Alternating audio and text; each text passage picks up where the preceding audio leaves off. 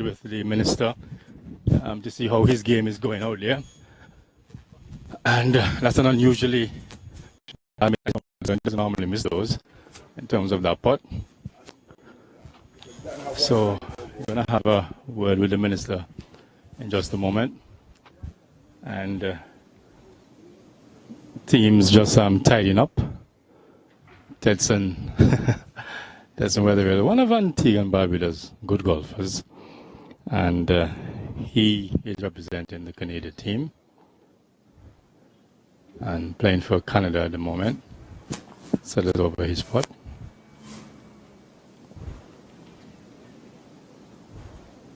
Oh, and he also missed that on the high side. What is going on with the players out there? Wilson missed a simple putt. Now Tessa missed a simple putt. So his partner, Dane Melson, will have to tidy that up.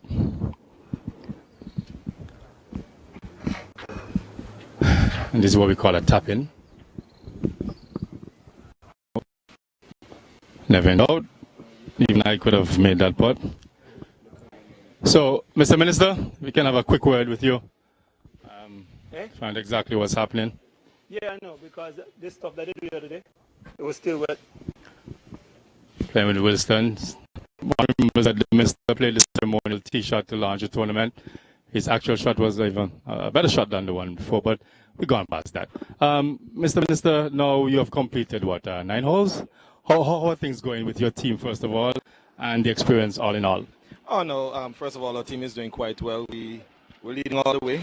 You know, we led with 8 holes, and then we ended up in the bunker on our second shot on number 9, and so we ended up tying the front. But I'm learning a lot. You know, my partner, great guy, experienced player, and so I'm using the opportunity to learn and not to drag the team. So I think I'm holding my own. But overall, I think it's a great experience. Okay, before you run off, because I know you have to go to the tee box for the next hole, tell us from the standpoint of Antigua and Barbuda. We speak about sports tourism, the importance of creating that synergy with sports and tourism. From where you sit as a politician, as the minister, what does this mean for Antigua and Barbuda? Well, you know, one of the things that we are blessed with is good weather, good climate, friendly people. And so it just gives us an excellent opportunity to capitalize on those natural assets that we've been given to develop our sports tourism industry. And so when we have tournaments like this, you know, where it's Canada and Antigua, we have the Z Cup with St. Kitts, we have international or regional netball and football and so on coming to Antigua and Barbuda. It really does a lot for our sports tourism offering, but it also gives our locals an opportunity to see other players from, you know, abroad in the region and even internationally. And so all around it's just a great experience. It's something that we have to continue to develop. And I think tournaments like this, being broadcast the way they are, really opens up Antigua and Barbuda to the world. And as a minister, you have one of the perfect platforms to launch initiatives like this, to build on initiatives like this. What is your commitment to Cedar Valley Golf Club from where you sit? Well, my commitment and the commitment of government is to continue to ensure that Cedar Valley receives the resources that it needs to continue to operate. As you may know, golf is not a cheap sport to manage, and to maintain golf courses are very expensive operations to have. And so it requires a serious financial commitment from the government every year to ensure that not only the pro golfers and the tourists coming in have an opportunity to play on an excellent course, but even our school children. We have golf in our schools program now. We recently had another coach starting this January. And so that just demonstrates that the government is prepared to continue to invest in sports from just moving sense of concern. Also, where humans are concerned, think of the game of golf in Antigua and Barbuda. Well, you're an enabler, you're in an influential position. He's hoping that you continue to use the platform to further the sport of golf in Antigua and Barbuda. And also, good luck with the rest of the tournament. Thank you very much. All right. So there you have it, the Minister of Sports, the Honorable Darrell Matthew, Minister of Sports, Culture, Festival and Arts, and enjoying the game of golf, enjoying this tournament. And his team is doing well, so that's even better. And they're on their way to the next tee box. So the experience is a good one from the comments and feedback that I've been receiving thus far. And at the end of the day, golf, the sport of golf, is the winner. And the experience and basically everything that comes along with it. So the Canadians, as Eugene was saying, being the captain of the Antigua and Barbuda team, he has made his rounds around the golf course and basically getting a feel of how his players are doing, and a situation where the Canadians have some work to do to come back in this tournament. It's early days yet. Golf is a sport that it can change on a dime. So you're never comfortable until it's all over when the last ball goes into the hole. And for any one of us who plays golf, will know that for sure, that you never rest on your laurels and think that you have it won. So you have open fairways here at number 10, looking at the distance at number 18. As I look over my left shoulder, of course, on hole number 1 across the road here at Cedar Valley, that's tee box number 1. No doubt would have made his way to that tee box to continue his game. But as he said, his team is doing very well for Antigua and Barbuda, and they were up in that match. So, just a while ago, the sun came out. I wouldn't say in all its glory, but it got appreciably hotter than before. It's a bit sticky now, as the clouds have come over us once again. So just in case you're joining us for the first time on our live stream on YouTube, just trying to ensure that you are listening and viewing us cleanly. So we know that it's a situation where you have taken the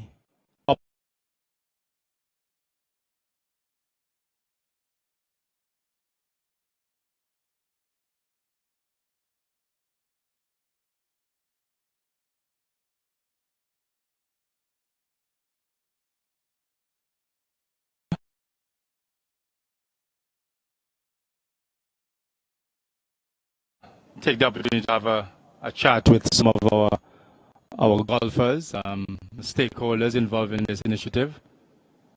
Very important. And we will give you a picture on the course. So, and this involves the Canadian team who are gracing us with their presence for the second year running. There are plans afoot, as Eugene Silkert was saying, for an Antigua and Barbuda team to travel to Canada next year summer for a reciprocal visit to ensure that we continue to build on the experience, build on the initiative that was born last year, 2019, when the Canadians came to our shores for the first time. Antigua and Barbuda won that tournament last year. So the Canadians are here to gain some measure of revenge. Whether or not that materializes at the end of tomorrow, that's another discussion. Only time will tell. As we speak, that's only conjecture at the moment. So we will see what happens at the end of the day tomorrow. And just to give you an idea of the format of the tournament, on the front line is what we call scramble. So all players tee off from the first tee box, and you choose the better of the two balls. So one goes on in the fairway, and one goes in the fairway. Most times, 9 is the best ball to play, second shot into the green. But it's always like that. Sometimes a ball can be in the rough, but it can be closer to the hole. And it presents maybe a slight, lesser challenge to get a ball closer to the pin versus a ball that could be in the fairway. From your team,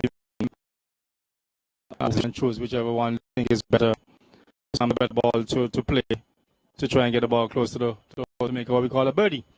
So for the persons who are familiar with golf, it will take me a month, maybe into next month, all the ins and outs of golf to you. So I want to complete it. I'll try to bring the information. But I will try my best to explain a few things as we go along. A birdie simply means that's a good thing. If you're playing a hole, a par 4 hole, That simply means that you have 4 shots to get the ball from tee box to green to get the ball in the hole. If you do it in 3, that's called a birdie. If you do it in 4, you par the hole. Par the hole is not such a bad thing. Birdie in the hole is a very good thing. But if you do a 5 or a 6, a 5, that means that's a bogey, and a 6, that's a double bogey. You don't want to get those types of scores. And in golf, we always consider golf as a game of opposites. So the higher the score, the worse it is. The lower the score, better it is. So you would think that the higher the score is good. It's like if you're playing cricket, if the higher score you make, the better it is, but not in golf. The higher the score, the worse it is. So your objective is to try and score as low as possible. That essentially is the objective of the game. And when you tee off, the objective again is to get that ball in the hole for that particular hole. And as all right, so we are here for roughly 1 now.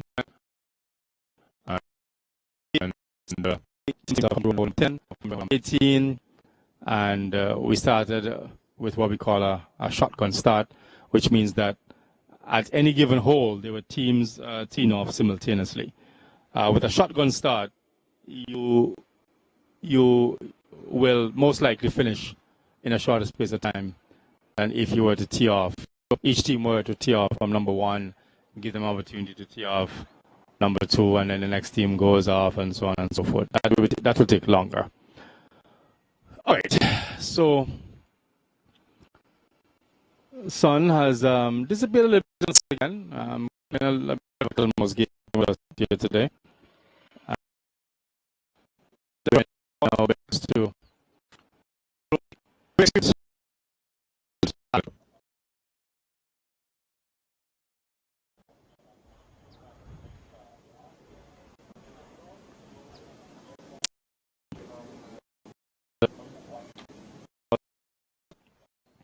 momentarily.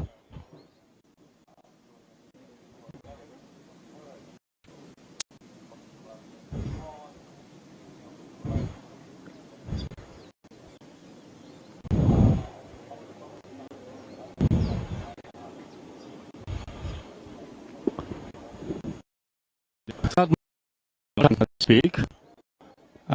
Just showing you a bit of golf course from live on YouTube. What you see in this residential area, 13 hole, 13 par 3 coming off of a hill. On the left side, you can see, can't see really, but you can see those houses. This is prime estate here in the valley. All these houses you see flanking various holes here that much considered to be a part of an affluent area. And if you're able to land a piece of real estate here at Cedar Valley, I dare say you would have done well, because it doesn't come cheap. But of course, an investor wants to be a part of the experience. I'm sure you can have a discussion with the necessary authorities here at Cedar Valley, and by extension, the government of Antigua and Barbuda, because we always welcome investment to develop what we have here locally. And when I say investors, I speak of both local and foreign investors, because a discussion can be had to see how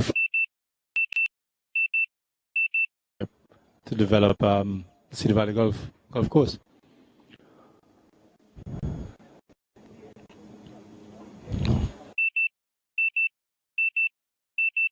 Cedar Valley is one of those courses that is very, very scenic. You have some lovely view of the neighboring villages and residential areas, depending on where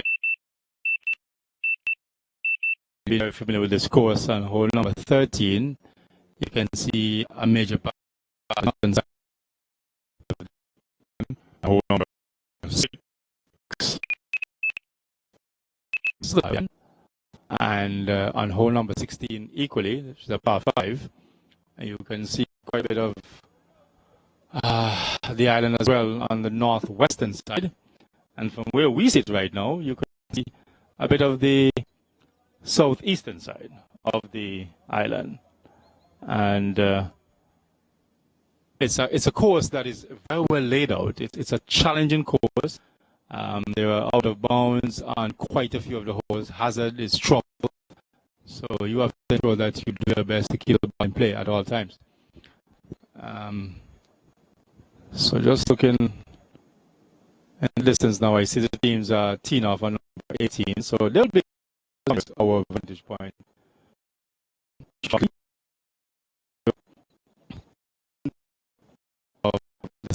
I know. And that from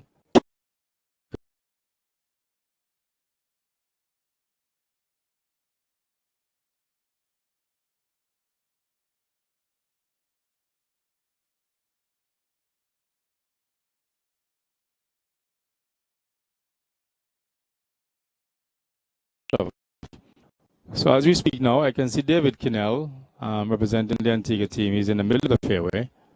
And the Canadian team is, so that's David there in the picture. And the Canadian team goes way to the left of the fairway, looking to play their second shot. Because again, on the back nine, so we see David Kinnell picture there now, playing in. Second shot for Antigua and Barbuda, settles over the ball. It's a bit wet there, just getting a bit of mud off the club face. Aiming to play what we call a draw, ball that goes from right to left.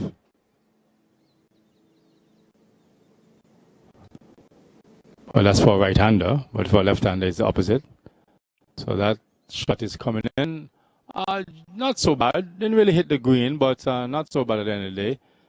Just off the right side of the green, and that ball just nestled in the first cut, or the fringe as we say.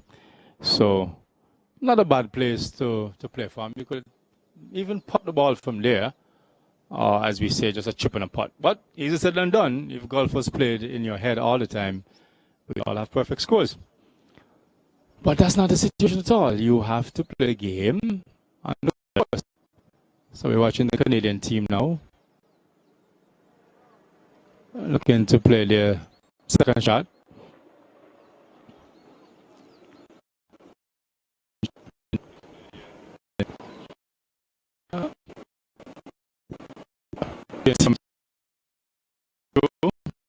From the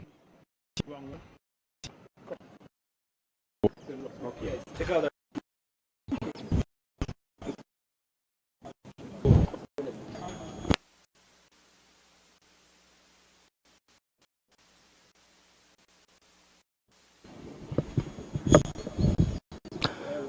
So Omari James in picture.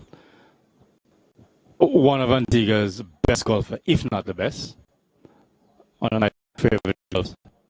Team offer number 10. He's the brother of DeMar James. DeMar James we spoke to before. DeMar is our best junior golfer. And Omari considered to be one of Antigua's, if not Antigua's best golfer. So, teeing off now on number 10.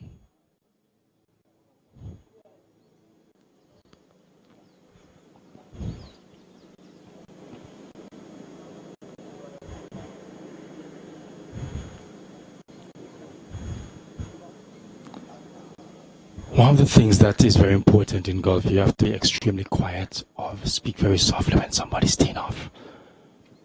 Omari sets up for his tee shot.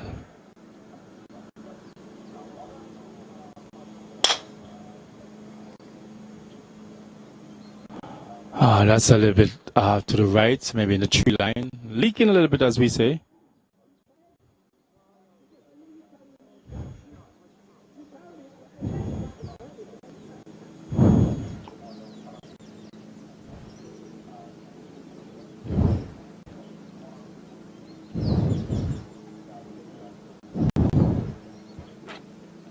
So it's now time for the Canadian team.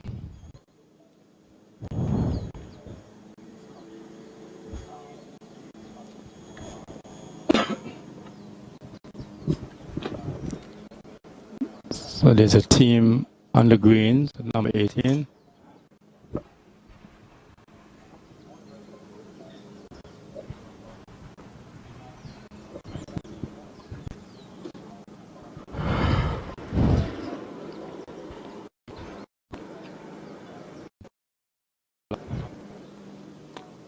The Canadians survey that putt. It's a downhill putt. That's going to break from right to left. So they'll have to be careful with the speed and the line. We've seen putts from that position go 6, 7, 8 feet past the hole. So they have to be careful with the speed, how hard they hit it. And the line as well.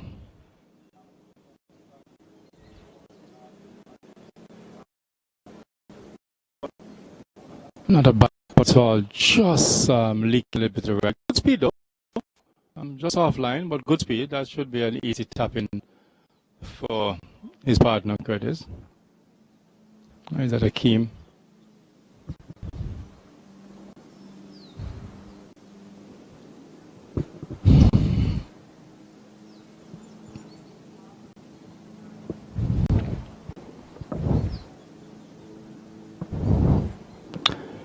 So the Antiguan team, it's their turn.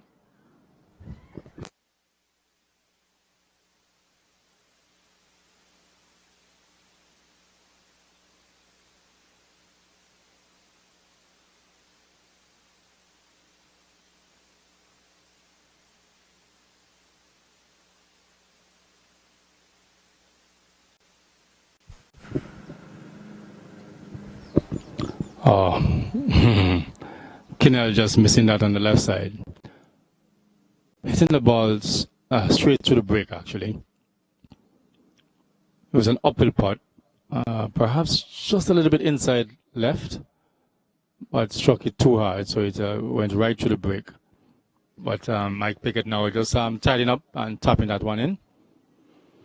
And it will be the Canadians' turn.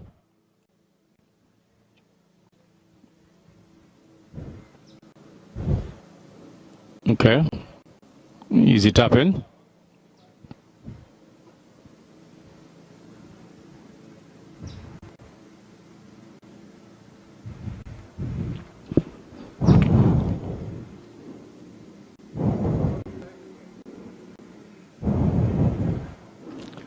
So another team now making its way to the next tee box on hole number 1. We're looking at distance and in the fairway hole number 10. Omar James, where he just teed off from 10 tee box. They're already almost on the green, so they're playing pretty fast.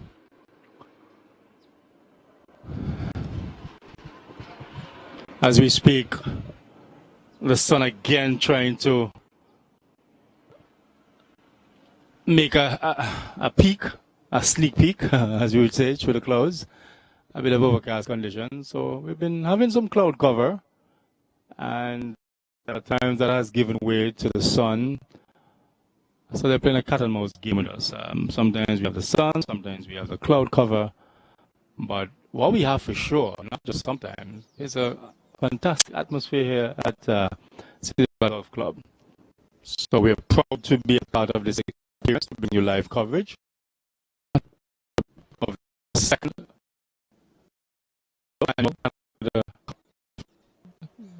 or specific kind of invitational, kind of challenge invitational.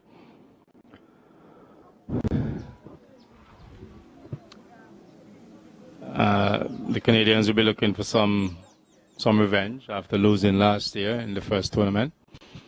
But at the end of the day, as we've been saying, it's bigger than just winning and losing. It's about creating a relationship, and one cannot understate the importance of relationships. Underestimate the importance.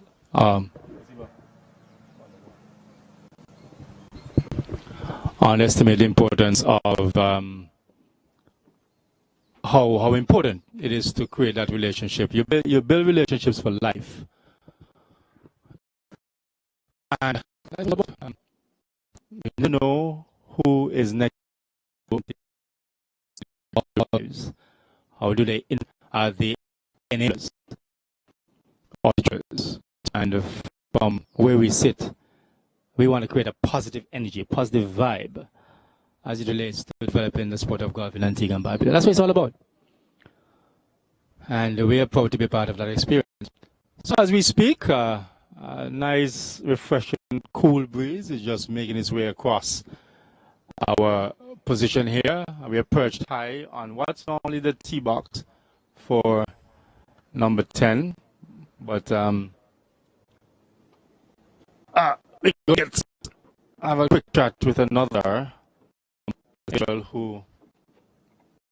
individual who has some responsibility here at Cedar Valley to add to the experience. Because it's not just the golfers, it's not just the superintendent or Errol Samuel who works on the greens.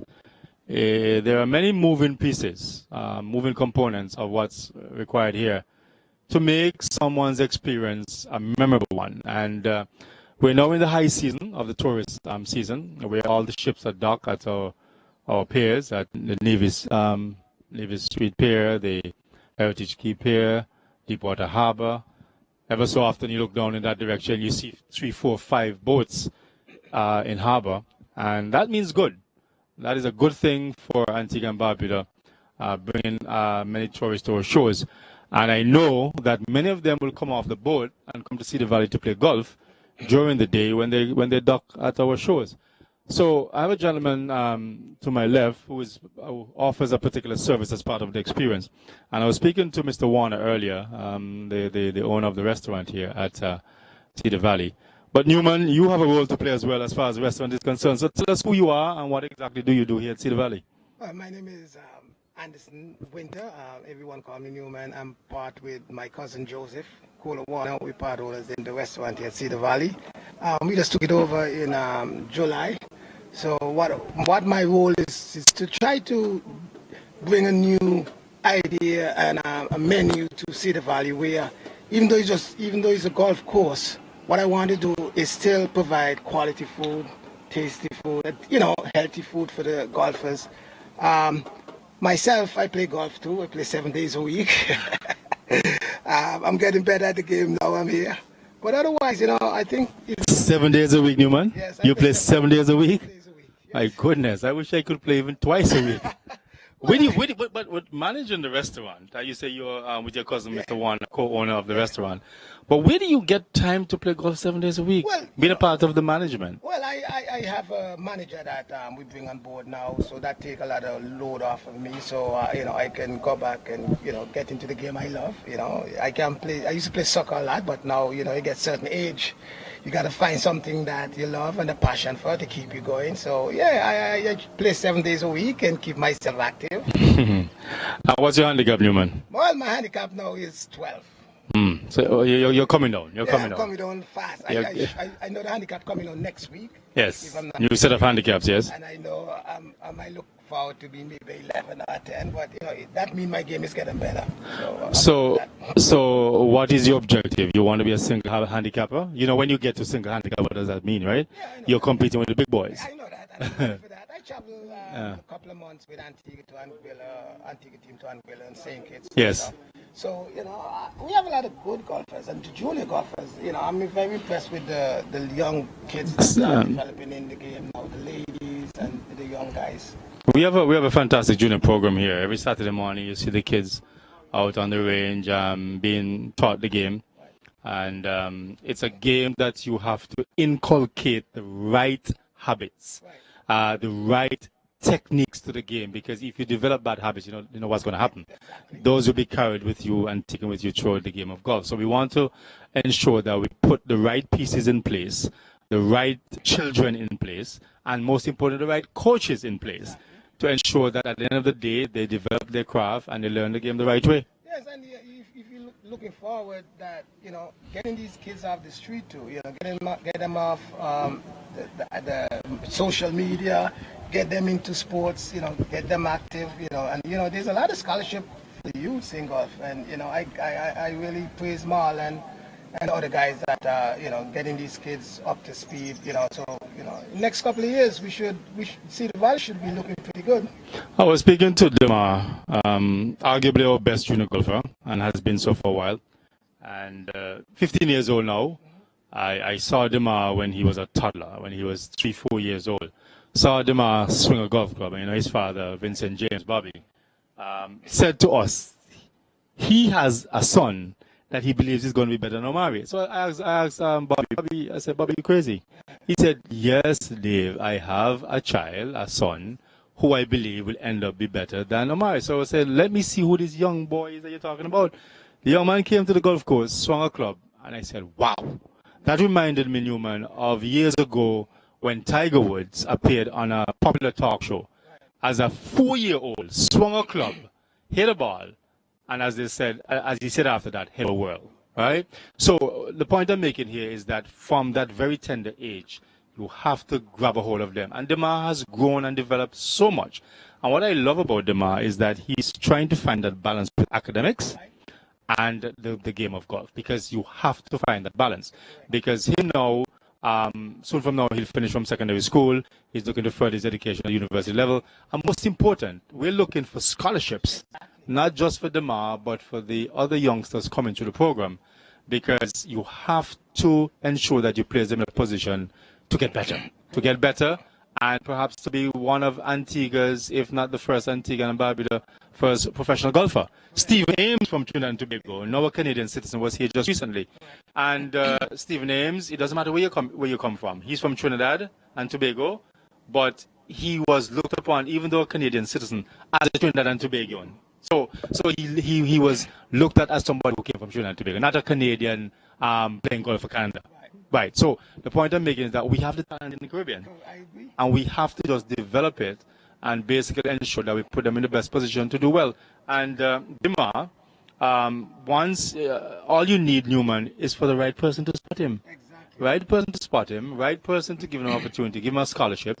And here's hoping that, for those folks who are listening to us, watching us on YouTube live, if you have some level of influence and you have the ability to influence change and to influence this young man's life and even others, please, we welcome you on board to come to Cedar Valley, talk to the necessary authorities, talk to the persons involved, and see how we can help him to take his craft forward. Yeah, because I play a few tournaments with him, and we won a few tournaments, and I was impressed when I came back here. I was impressed to see him, hit that ball like almost 200 yards. I was like, this guy can't be 14, 15 years old. No. But, like I always speak to him. We communicate a lot. I have his phone number, he have mine.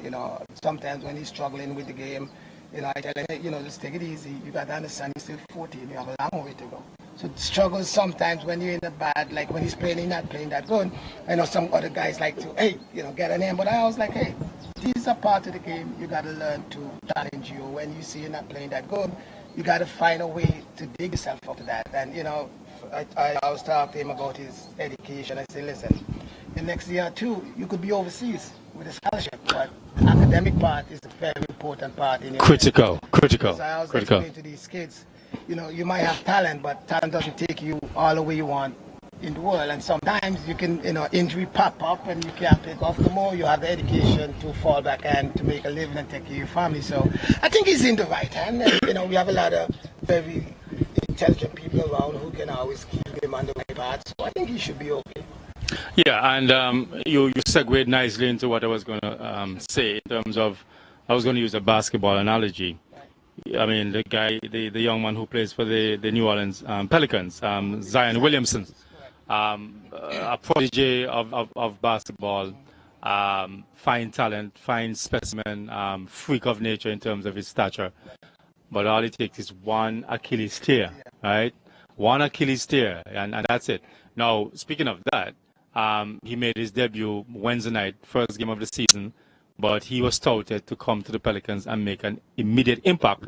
But he suffered an injury and had to go through surgery and rehab to get to that point. So that injury could have been way more serious. And his career as a young basketball player could have ended just like that, and he came out of school early. So it simply goes back to the point you're making. if you don't think about the seriousness of your education and you get it seriously, that if he had suffered a serious injury, he'd have to go back to school. Exactly. To finish that. So it's important that the children and youngsters coming through any type of program, no matter the discipline, you have to be focused and treat your education as priority. That's important. But you're correct. I mean, I speak to them all the time as well, and it's a young man that I look at as one of those youngsters who I believe can go far. He has a good head on his shoulders, speaks well educated, doing well in school, a fine talent in golf. So he has all the right parts. It's just to mold those parts into the right image and ensure that you place him in the best position to succeed. I think he will succeed. You know, I'm happy back home here for the last couple of months. I'm really impressed with the youth I see playing golf. Myself, a lot of guys. It's a lot of fun. I even see you play a couple of mornings. Yes. I've been playing for a while. That's what I said, you man. I wish I could even play twice a week. Like, you play 7 days a week. I don't have the time to play twice a week. I mean, my golf buddies that I play golf with on the weekend. We play every Saturday, and occasionally I play the Sunday, but they normally play Saturday and Sunday. But I just don't have the time most times to play, you know. So I did my time. Yes. I was over there. I had a few restaurants, Outback Steakhouse. Oh, yes, Outback Steakhouse. I had one of those. And You had one of those restaurants? Wow, I love Outback Steakhouse. Italian. Italian good. Yes. And so, you know, I went overseas a couple of years back and, you know, educate myself and, you know, build myself. And, you know, I come back home because my mom is a little bit down now. Right. So you move back home permanently? Permanently, okay. And then, you know, make sure my mom is all right. And, you know, my wife comes back and forth Right. and stuff like that. But, you know, I'm happy I'm home, you know. See the old guys I doesn't see for years. Yes. I even play with Vivi. Me and Vivi play 7 days a week. So Wow. it's a tough competition. Yes. You know, Oh, you know that competitive spirit in Seville. Yeah, and He doesn't like to lose at anything. every time he lose, you always say, hey, he call me Chef Ram. Yeah. Be back tomorrow. Yeah. So I'm here. You waiting for him? Wait a minute. What's the fun? Yes, It's a nice yes, pleasure yes. talking to you, Gary, man. Yes, and a situation where we continue to do our part to enhance the product, you know? And good luck, you man. Good All right, luck. thanks. Okay, good luck. Okay, so we're now watching another team coming in for the Canadians. Of course, alternate shot. They're on the right side of the fairway. Marlon and Sabina playing together for Antigua. That second shot coming in from Sabina wasn't a particularly good shot, but Marlon, tee shot, ended up on number 10 fairway. That's very surprising. Marlon is a very good golfer as well. But that just goes to show the game of golf is a very unpredictable game. You never know what will happen.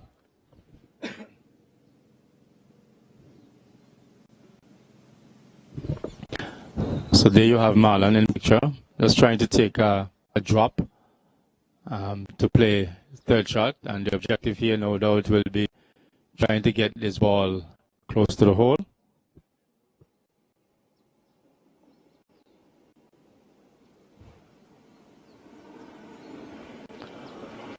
He's trying to chip this ball close to the hole to give his partner Sabina an easy tap-in putt. So let's see what happens here. Not the best chip shot, leaving his partners quite a bit of work to do too. I'm going to get a word with Sir Richie Richardson, another one of our icons here in Antigua Barbuda, and well known from West Indies captain. And let's try to get a word with him. Sir Richie, that's a quick word there. Yes, we're live on YouTube, live stream. Yes, we're live on YouTube. Yes, we're totally live. Yes, delayed live. So tell us, Richie, how has it been going out there on the coast so far? Well, we started out, we were a little bit nervous, to be honest, when we started. But the last 3 or 4 holes, we've been really good. A couple of birdies and pars. So we're getting into our strides, and we're looking forward to continue to improve and to play well, and to in this group to bring Antigua home. Are you presently leading this group? Well, we've just caught them up on the last hole with a birdie, so we're looking forward to keep advancing and go ahead. I've got to say, well played to Sarafine and Nicholas. She's really been she's been carrying me really. But she's a good student and very talented young Antiguan player, and I have all the respect and high regards for her, because I think she's going to be a player for the future, definitely. Well, Richie, you certainly know Scrub, so if Sarafine is carrying you, then the team must be playing well, because you're a very good golfer yourself. But having said that, you're no stranger to the international stage, being a former West Indies captain. What does a tournament like this mean to Antigua and Barbuda, and specifically, what does it mean for Cedar Valley Golf Club? Well, firstly, I think it's really nice of the Canadians to keep coming to Antigua. Certainly it will boost our sports tourism product, and we should do whatever we can to make them happy, make sure they have a great time. And also we should look to reciprocate, because it's all about building relationships and encouraging people to come to our shows. So he's hoping that this can grow, and we can have not only a Canadian team, but we can have an American team and a British team, teams from all over coming to Antigua and Barbuda. And that's where you come in as well, Richie, because I know you know a lot of folks. You travel, your profession now as an ICC match referee. You travel a lot, so you know a lot of people. Over the years, you've been playing for West Indies. You have developed relationships with a lot of people. So he is hoping that you as well can help support this type of product by being an enabler and somebody with some influence across the world. Most certainly. I've spoken to the organizers, and the plan is to make it grow. I've also spoken to the Canadians, and the sky is the limit, really. And I've been promoting sports tourism forever, really. It's obviously important to Antigua and Barbuda, and we've got to continue to promote it. We also need to improve this golf course, because people are attracted to attractive golf course, and this is one of the most beautiful laid out golf courses in the region. But still, we have a lot of improvement to do here. So if we can find a way of improving the golf course and get more people to come here, golf in Antigua and Barbuda will grow. Thank you so much, Richie. Best of luck. Continue to play well. Thank you. Thank you. All right. So there you have it, Sir Richie Richardson, one of Antigua's icon, former West Indies cricket captain, now a golfer, and plays golf as often as possible when he's not traveling the world as an ICC match referee. That's his substantive role now as an ICC match referee. That's what he does. And stuff is trying to escape to have a word when she finishes. She's trying to run from me. She's one of our young station in terms of junior golfers, as far as the ladies category is concerned. Okay, all right. So we will have a word with Sarafina when she comes back in, no doubt. So there you have it. So Richie Richardson, part of the experience here at Cedar Valley Golf Club, teaming up with Sarafina and Nicholas. And as you heard, they were a little bit down in the match, but last couple of holes they were able to pull it back a little bit, and they have drawn even with the Canadian team. So that's good news for the Antigua and Barbuda team. That's what this tournament does. It attracts various personalities. Sir Vivian Richards, one of our living national hero, playing this tournament. He also travels quite often, so anytime we have Sir Vivian with us in our presence, it's always a good thing. And Sir Richie, he travels a lot as his role as ICC match referee. So he's always on a plane, and it's good to see him. Good to see him home and being a part of this tournament. Eldine Baptist, another former West Indies cricketer, is very much a part of the Antigua and Barbuda team and very much a part of this competition, this tournament. Okay, so as we look in the distance, we see another team coming on hole number 18 on camera. So Sir Richie Richardson and Sarafina Nicholas teaming up here, and the Canadian team teeing off now from tee box number 10, hole number 10.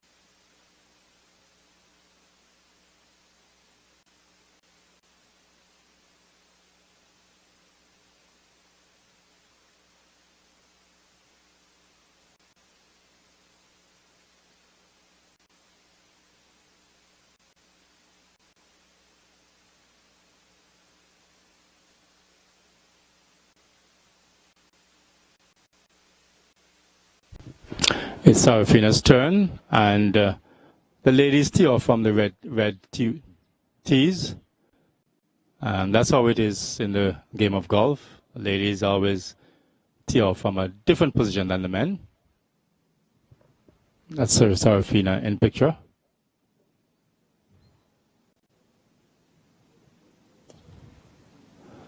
And that's straight down the left side of the fairway and will hold its line. That's a good shot. So the format changes on this side for Sarafina and Sarichi. It's all about alternate shot now on the back nine.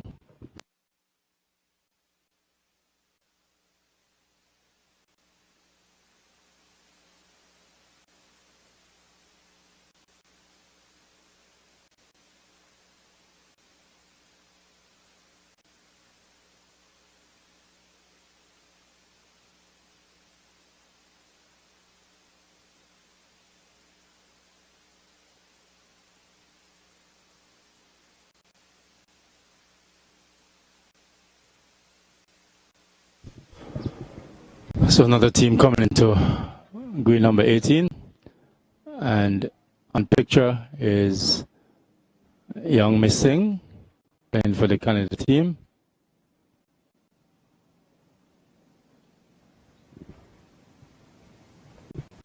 Not a bad chip shot, but she has given her teammate Jonathan a little bit of work left there to be done.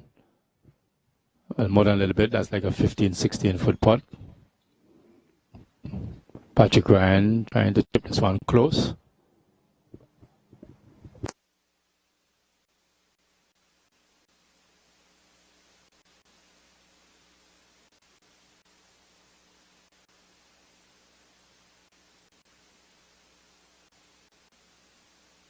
Not a bad chip shot. About maybe 6 feet left for par.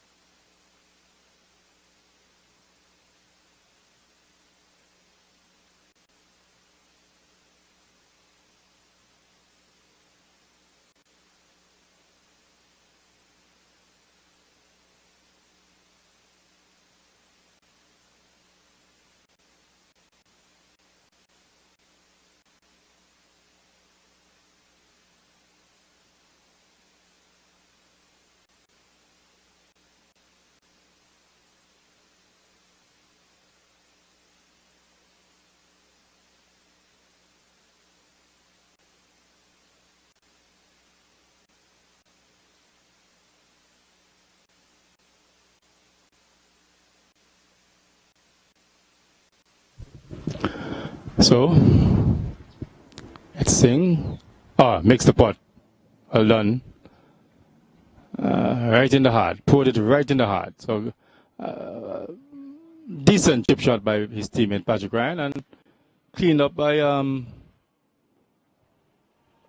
Navin Singh. And now his daughter, who is playing on the opposite side of the fence, just clean up that putt from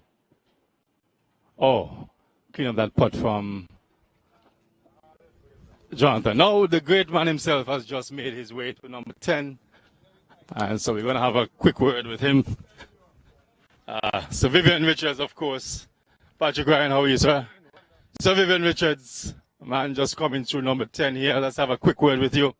We experienced just a little sprinkle. And I don't know, you might get a little wet, just face our cameras here.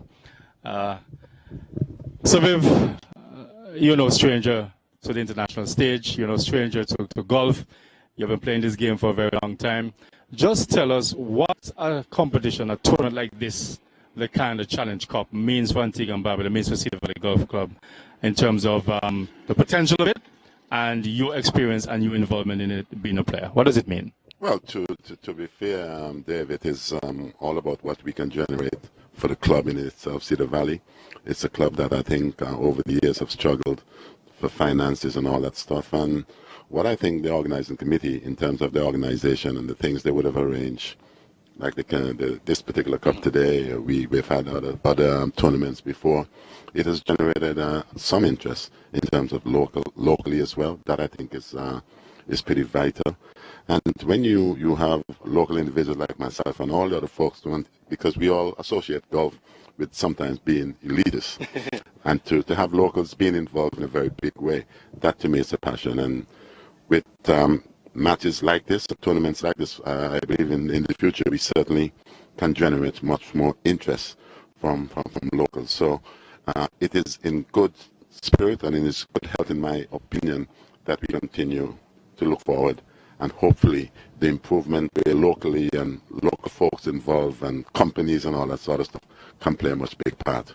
Now, speaking of playing a bigger part, you're an influencer. You're a man that carries a lot of weight, so to speak, internationally.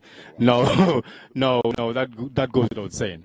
And Eugene Silcott, the man behind of this tournament, I was speaking to him earlier. He said that there are plans afoot for an Antigua and Barbuda team to travel to Canada in 2021 as part of the reciprocal nature of this tournament, which is good news, because this tournament was realized last year, and Canadians are back here for the second time running, as opposed to a reciprocal visit. So it's good to see that something is in the pipeline to have the Antigua and Barbuda team travel to Canada in the summer of 2021. Your thoughts on that? I know you're a man that travels a lot, but if you're available, that's a tournament you will travel to in Canada? I'm glad you said about the Canadian summer.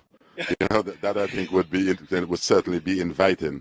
But so long as on my availability, I'm quite willing to partake. This, to me, this whole tournament, from its start and what we are seeing today, can move forward, and I'm quite happy in anything that I can do in my capacity. I'm quite willing to do that. Yes, and not just the Canadian Challenge Cup, but moving forward, we could have British teams coming, teams from North America on a whole, even teams from the Caribbean, playing the format like the Ryder Cup, the President Cup. Where do you see this going? Because to be fair, this isn't about maybe professionals who are involved here. You yourself, who's a golfer as well. So it's us amateurs who believe that we are weekend warriors. And that, to me, is in good spirit. And if we can continue along that line, then I believe it can create much more interest. Closer to home now, in terms of how your team is playing. What's going on out there in the coast today? Well, we get in a dogfight. But we love a fight. It is all about how well. You never run from a challenge, do you? Never. It's all about Antigua and Barbuda, the heart, you know. And hopefully that we can continue. But we're having a good game. The two individuals that we're playing against, they are highly competitive. And really severe? Highly. And hopefully that we can accomplish the things that on the back that we didn't get in the front. Good luck, Seville. Thank you. All right. So there you have it, Seville Richards, the illustrious one. He's no stranger to us in Antigua and Barbuda. He's no stranger to the world. He's well known. Seville Richards, one of our living national heroes. And, of course, making his contribution, adding his part and doing his part for this tournament.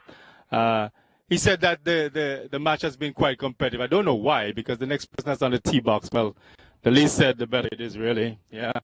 The least said, the better it is, really. I said it. But it's all in good fun, all in good spirit here at Cedar Valley. Quite an experience. So that's it, Dwayne Hill. Not down the fairway, but I'm sure his partner will take that. That's coming off of the hill on the left side now. And coming right back into the fairway. Good tee shot. Good tee shot, Dwayne. I know you did one exactly for me. Your partner shouldn't have any problems putting that 2 feet from the pin.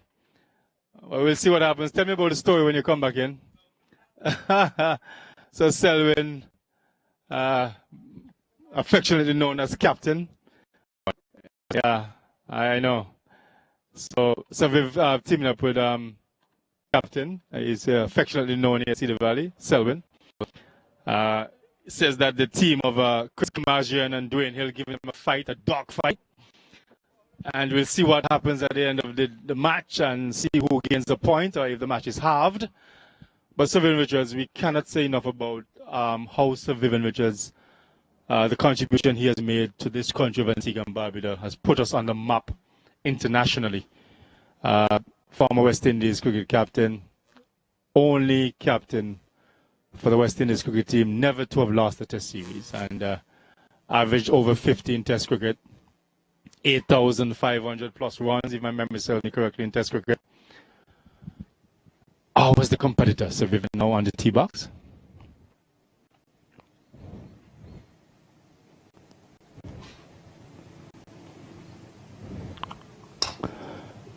And that's one just veering off a little bit on the left. And that one went up in the rough, but should be all right. I believe captain can put that somewhere 4 or 5 feet next to the pin and give 7 inches a putt for birdie. But not straight down the middle, went in the rough on the left side. So missed the fairway by a couple of yards. But that's all right. That is very much in play. So the competition is very, very much heating up now. Oh, as I speak, I see another illustrious one. We call him Soca, Elden Baptist, former West Indies player, now playing golf for fun. We just have a quick word with him as well, because we have a little time, because the fairway has backed up a little bit here. So we're going to have a quick chat with Elden Baptist. Elden, come with me. We're live on YouTube.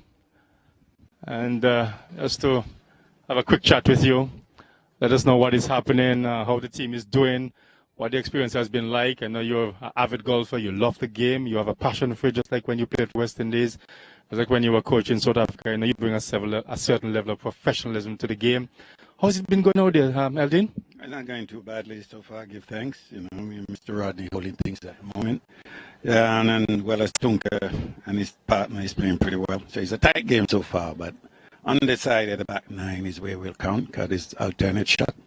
And we just hope to crank up the pressure on this side. How did it go on the front side, though? Who's leading? Well, if I'm correct, I think we won 3-0 over there and they won 2, so we might probably went up from that side and coming over here now, as I said. This is the pressure side. Right, because it gets tough over here, because you have to depend on your partner so much now on the alternate shot format. Yeah, definitely, but they've been doing well, they've been doing well. And well, me and Mr. Rodney has got some experience. Tunka is guiding the youngster there, but so all we have to do, don't take anything for granted. Put the hammer down now. I like that expression. No, Eldin, let's get back closer to home in terms of this initiative, this challenge, this Canadian Challenge Cup was realized last year. The inaugural tournament took place in 2019. Again, I'll let you know that Cedar, Eugene Silgard, the brainchild behind this operation, has said to me that plans are afoot for a reciprocal visit in 2021 for an Antigua and Barbuda team to travel to Canada in the summer, because we're not going to Canada in the winter, right? So it's good to see that plans are in the pipeline to reciprocate, because it's about building relationships. And the second year running Canadians have come, but we want to take a team to Canada so they can welcome us, host us, and draw on the energy and the momentum here that we have started for the last 2 years. Your thoughts on that? And that's an excellent idea, and hope I'm still alive and around and kicking, so at least I could be part of that. That is a great thing for Antigua and Barbuda, and it'd be great for us to go to Canada and show them, this little rock, 180 square mile, have produced a lot of top athletes. Matter of fact, in everything we do, we have top people, so we just got to make sure we go there and do the business. Thank you, Eldin. Best of luck, and he's hoping that you'll bring in a point for the Antigua and Barbuda team when it's all said and done, when you come to number 18. Well, I hope so. If you don't see me in 18, I'll go on home. Thank you, Eldin. Oh, you played 18 already? Oh, okay, you played 18 already. All right. So it's all about playing the remaining holes. So Eldin said that Leon Kuma Rodney, who is his teammate, president of the Antigua Cricket Association here, also our director on the board here at Cedar Valley. He has done his part to build this product, to develop the game of golf at Cedar Valley. One of the most scenic and picturesque, best layout golf course in the Caribbean, bar none, Cedar Valley.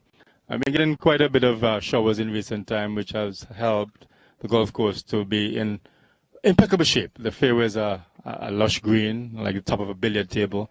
The greens are in reasonably good condition, but it's all about developing the product. So Eldin will tee off on number 10, alternate shot on the back nine.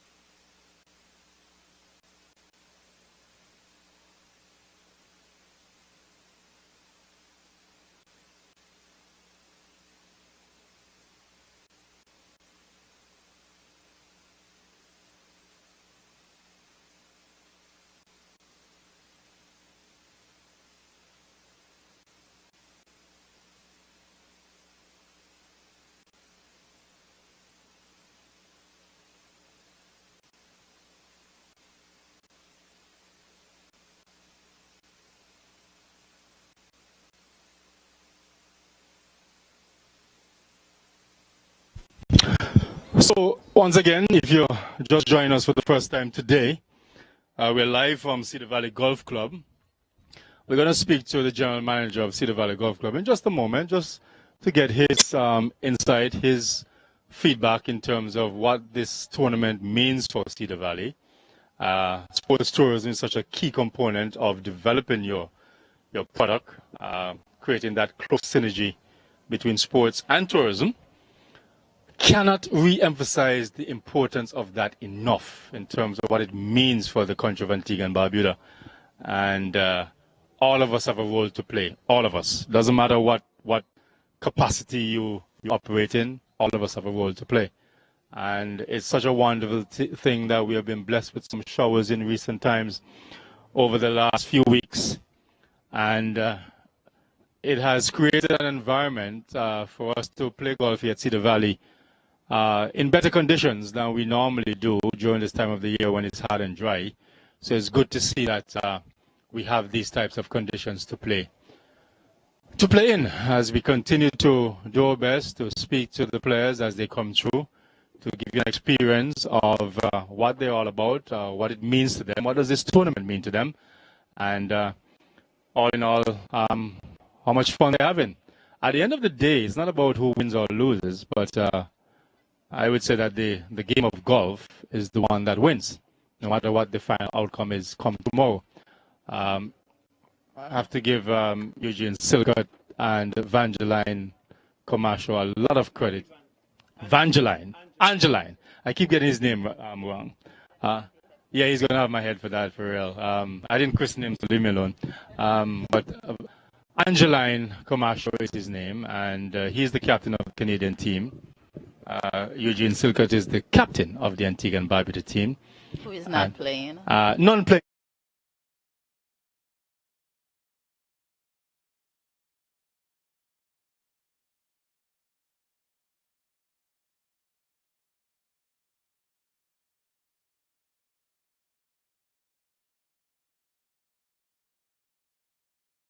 We'll have a quick word with her in just a moment. Yeah. In terms of what her involvement is, what is her objective, what is it she hopes to get out of this, and what that does. I won't say what Kelly used to do, but we can talk about that a little bit as well, Kelly, in a different capacity. As we speak, the team of Avery Jonas and Zoel Barkley representing Antigua and Barbuda. And Avery has dumped the ball in the bunker, giving his partner some... How familiar. In his favorite bunker. That is Avery's favorite bunker. But Avery must remember that he's not playing that shot out of the bunker. Yeah, so he has placed his ball in that bunker many times. And a favorite place of his. And let's see what Zova does in picture right now. Trying to get his stance in the bunker. Let's see if he can get out of the bunker. Oh, and that's fantastic. I'm sure PIC is very proud of Zora. I would have putted that ball, but he doesn't like the bunkers. So if we told him to put it, he didn't put it. But I'm sure he will learn from his mistakes. But just to comment further, as our cameras have picked up our Canadian colleagues who are trying to make a match of this, I'm sure. The last time I spoke to them, they were getting their, certain things handed to them in a nutshell. Trying to check. Oh, and this one is skull, and you have to be careful that might go into the bunker on the other side, or looks as if it will just stay out of the bunker. That's some good camera work here by our cameraman. And Jupiter and his staff providing an excellent service here for us to rely on to bring this experience to you. And as we continue to monitor what's happening on the green, team of Zoval Bartley and Avery Jonas for Antigua Barbuda. This is a team to watch.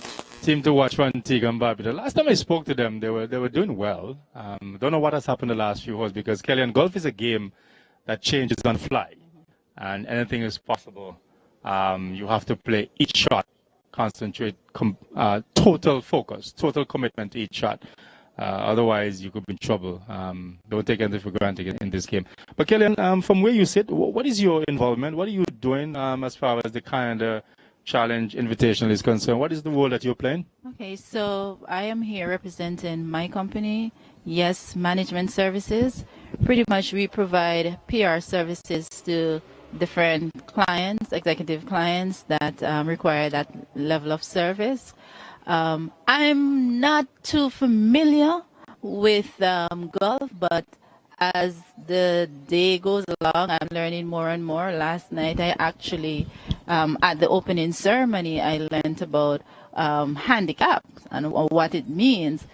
So, I'm just learning more and more, and as I go along, we'll see who is victorious. I am not cheering for either Antigua or Canada, so I'm in the middle.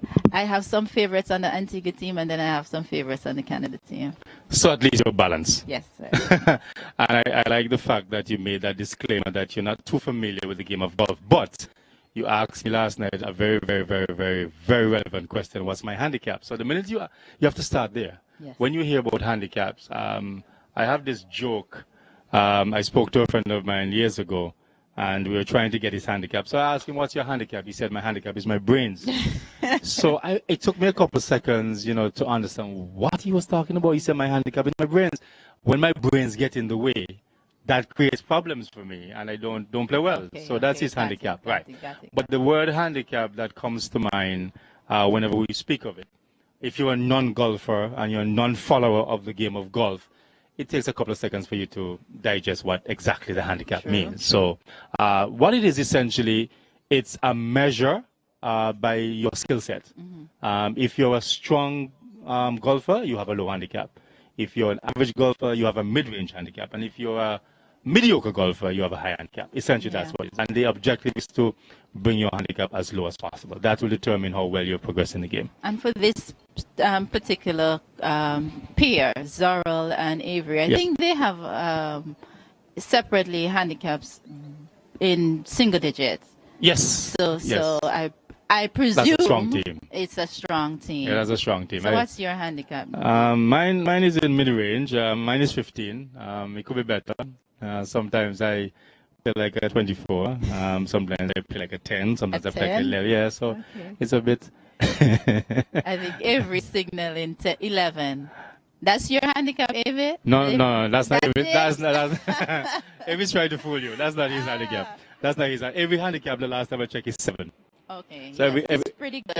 I play golf with him every weekend. So he's a golf buddy of mine. So we are part of the same team in terms of playing golf every weekend. So I know his skill set very well. But I'm glad you have gotten involved in terms of trying to promote the sport of golf, because we can't ever have enough promoters of the game of golf. And Mr. Jonas is trying to indicate to us that his team is up by 11 shots. Okay. Mr. Jonas, that is fantastic. Continue to play well. So I would imagine that overall Antigua is doing a little bit better. Yes, that's the feedback I'm getting. As the players come through number 10, number 18, and I speak to them, I'm getting the impression that the Antiguan team is ahead. Okay. But it's a ways to go. This day is not over yet, and you have a whole ton of golf to play tomorrow in the singles, the match play. So a lot can happen. At the end of the day, I keep saying the winner is golf. It doesn't matter if the Antiguan team wins or the Canadian team wins. It really doesn't matter. Yes, you want to be competitive and you want your name to be etched on that trophy, for sure. It's because that's the competitive desire that burns within us. But at the end of the day, it's about relationships. It's about the camaraderie that we develop with these players from Canada. It's about knowing who you are playing golf with, knowing them a bit better, what they're capable of doing, what they're all about. And you could be playing golf with an oil magnate. You could be playing golf with an entrepreneur that has traveled the world, that can influence change, that can bring investment, to our country. So a lot of you never know, Kellyanne, because I have played golf a lot, especially within the Caribbean, and a lot of times at a tournament and I team up with individuals, I learn that there are some real influential people. So it's about relationship, and I can tell you, because you've been in this field, some of the major deals are struck on the golf course and in the 19th hole. But anyway, we have a representative from PIC. If you can just pass the mic there for me, please, so she can tell us a little bit about who she is, what the sponsor is all about. I remember last evening at the opening ceremony, Mr. Potter spoke about how they came on board, how you guys came on board as being a title sponsor for the competition, for the tournament. What is it that PIC brings to the table? What is it that PIC is all about? And how you guys were able to be convinced by Mr. Eugene Silcott to come on board as a title sponsor? I'm not really sure how the deal was struck. No, but I'm not sure if the camera can see the sign over there for the PIC. We do motor insurance, home, commercial, and public liability. The list is right over there. You can't really see it, obviously. I can see a bit. Private motor policies, homeowners policies, commercial motor policies, commercial property, workmen's compensation, public liability. So that's a suite of products. That's a suite of products that you guys provide. Yes. You guys think of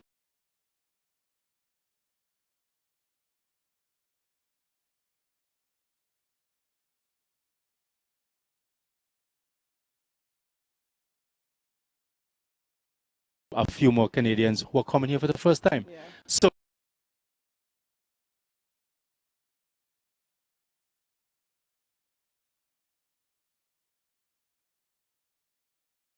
I'm concerned, any little assistance that we get of any kind, it's always welcome.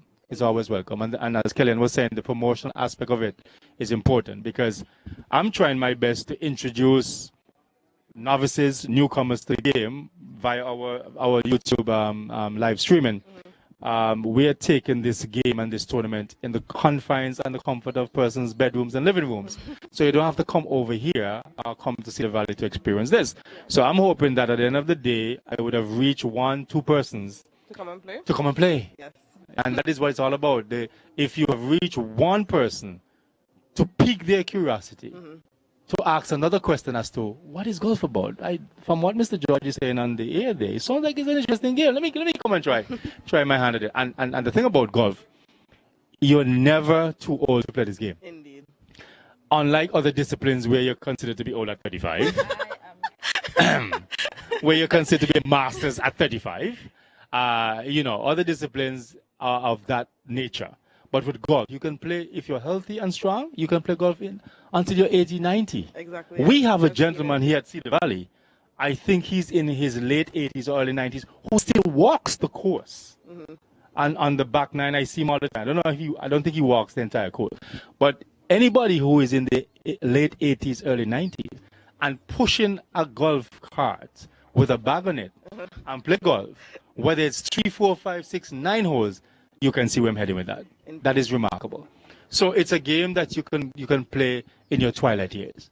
So we try our best to promote the game as best as possible and as much as possible to ensure that you continue to play for a very, very, very long time. Do you play golf, by the way? No, I don't, but I've been convinced to start. You see? So if we've reached you, then we've done our job, you see? And Kellyanne, her interest has been piqued as well because listen, before I started playing golf, I can tell you about my experience. I don't know if you know, but I'm a very avid sports follower. I'm engorged, entrenched, you name it, in sports. And I love sports. I've been playing sports all my life. And Tiger Woods got me involved in golf, meaning that I saw him on television, saw what he did for the sport of golf, how he transcended the sport of golf. Once upon a time, it was looked upon as a game that only rich men play when they've retired. That is so far from the truth. As you can see, the youngsters at the tender age of 3 and 4. All the time. Yes, we have an excellent junior program here at Cedar Valley. So my niece plays as well. Your niece plays as well. And that is the age that they should start because you can inculcate right habits, right techniques in them from early stage of the ball game so that they continue to build on that moving forward. So he got me involved in golf, and I looked at it as a boring game. I mean, who plays golf? Who hits a little white ball? Who hits a little white ball down the fairway, walk after it, hit it again, go after it, hit it again? What did the ball do to you? What did the ball do to you while you keep firing the ball and hitting it? Right? Are you trying to take out your passion and frustration, little golf ball? But once you now got to learn what golf is all about and how addictive it is, because once you get to the stage where you learn to play it properly and you are reasonably good at it, you want to do it all the time. It's like a drug. It's addictive. Yes, I see people come here on Sunday. No, I was speaking to Newman earlier, who co-manages the restaurant, and he says he plays 7 days a week. No, I'm struggling sometimes to play twice a week, right? Because I don't have the time. But as often as you can play. Exactly. Right? Because for us, As long as home is fine with that, because I can understand the wives might have a little problem if you play every single day. That has to be, well, you have to bring on her the to the check course as and, well. Agreed upon. that's an excellent point. I wouldn't disagree with that. I wouldn't argue with that point at all. But the thing about it is that you have to find a balance. You have to find a balance. For me personally, it's a haven for me to escape the stress and the trials and tribulations and of the job, dealing with people. You don't want to talk to nobody. You don't want to see nobody. You just want to come out on the golf course with your buddies, have a good game of golf, have a drink after, and just unwind. It is important for your stress level and most importantly, your sanity. Exactly. Right? And even the scenery, I mean, it's pretty nice. I've always looked at golf and thought, that's not the sport for me. Because just like how I looked at bodybuilding, I thought that was not the sport for me. But because I'm used to contact sports or, individual sport that does a lot of exertion. And when I walked around the course, I was really, really amazed. It's really beautiful. It's really calming and it's chilling. I mean, earlier it was a little bit humid, but I mean, overall, the course is fantastic. I don't know, I've never seen other courses, but to me, they've said that this course is pretty challenging. And so that will bring out all the skills and the experience that the golfers have. So I would encourage persons who have never played the game before to even just come, take one of those lessons and get transported around the course, see what it's like, and see if this is something that you'll get involved in. Well said, Kellyanne, and that is what it's all about. Now, before Kellyanne embarked on this journey, she knew nothing about golf. Now she's speaking about golf course. Now, you may take that word lightly, but she did not say feel. A lot of people don't understand the terminology of golf. So they call golf field? Yes, and some persons refer to golf clubs as golf sticks. Yes, no, I hear that all the time. So it's about the education, and we're here to do our best to try and educate the public, because it's not just the individual coaches who take you under their wings when you do come, but it's about reaching the audience, reaching the public on a whole. The beauty about technology and social media, it can do amazing things. Yes, it can do amazing things. You can reach audiences in Australia, New Zealand, Asia, you name. Just from what we're doing here on YouTube Live, streaming this tournament, you can reach audiences all over the world, and you don't have to do anything or go anywhere. Smartphones, your devices, your laptop, your tablet, your desktop, you just lock into us, and the rest is history. And again, Kellyanne is persuaded, and you're convinced to at least try your hand and see what it is, because it is a game that it is very disciplined. It teaches you discipline. It can be frustrating like hell. And you'll probably want to take your clubs, dump them in the ocean, break them up, throw them in the pond, or maybe if you're pushed enough, you may want to take one of your golf buddies and put him in the pond, right? So it is so frustrating that you have to find that balance. But play the right way, with the right intentions, the right focus.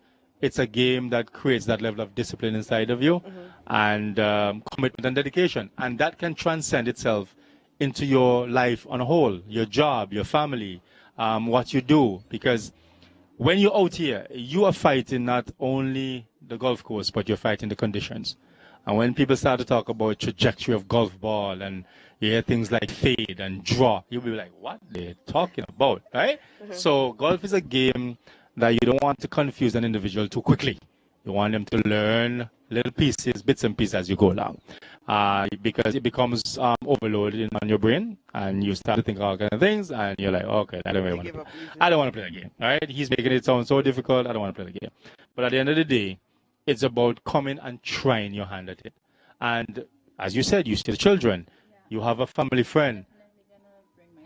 There you go. So Kellyanne has children, so she can introduce them to the game of golf. And we talk about sports tourism. We talk about putting Antigua and Barbuda on the map. I was speaking to Sir Vivian Richards earlier. Nobody has ever put Antigua and Barbuda on the map more than him. Sir Vivian Richards is a household name all over the world. Yes. You say Sir Vivian Richards, everybody knows who Sir Vivian is, right? And Antigua and Barbuda. This little 108 square mile rock here has produced some influential people, some stars of the world. So when we talk of developing golf and developing young athletes, it's about starting from the grassroots. And it's about scholarships. Because, ladies, you know education, just like healthcare, is quite expensive, right? So if you can provide an opportunity for your young golfers to put themselves in a position to perhaps get a scholarship, whether it be a part or full scholarship, it doesn't matter. Any assistance is appreciated. We just talk about the corporate system with sponsorship. Just a $5 would. It doesn't matter. It doesn't matter because if you get, I always say, if you get $5 from 500 people, that's a lot. Lots of money. Right? If you get $1,000 from one person, it's still good, but it's only from one person. So the more persons you reach, the better it is. Because you want full buy-in from everybody, and you create a wider diaspora in terms of a deeper pool to choose from. So it's important. So we want to thank PIC Insurance for coming on board and being a good corporate citizen. In terms of sponsoring this tournament, and here's hoping that this will be a relationship that will develop and continue for years to come. So we take note of all your suites of products that you offer, and here's hoping that for everyone who is listening to us, watching us, and you're hearing this, go on down to PIC Insurance on Nevis Street on Monday. What are your hours of operation? 8 to 4:30.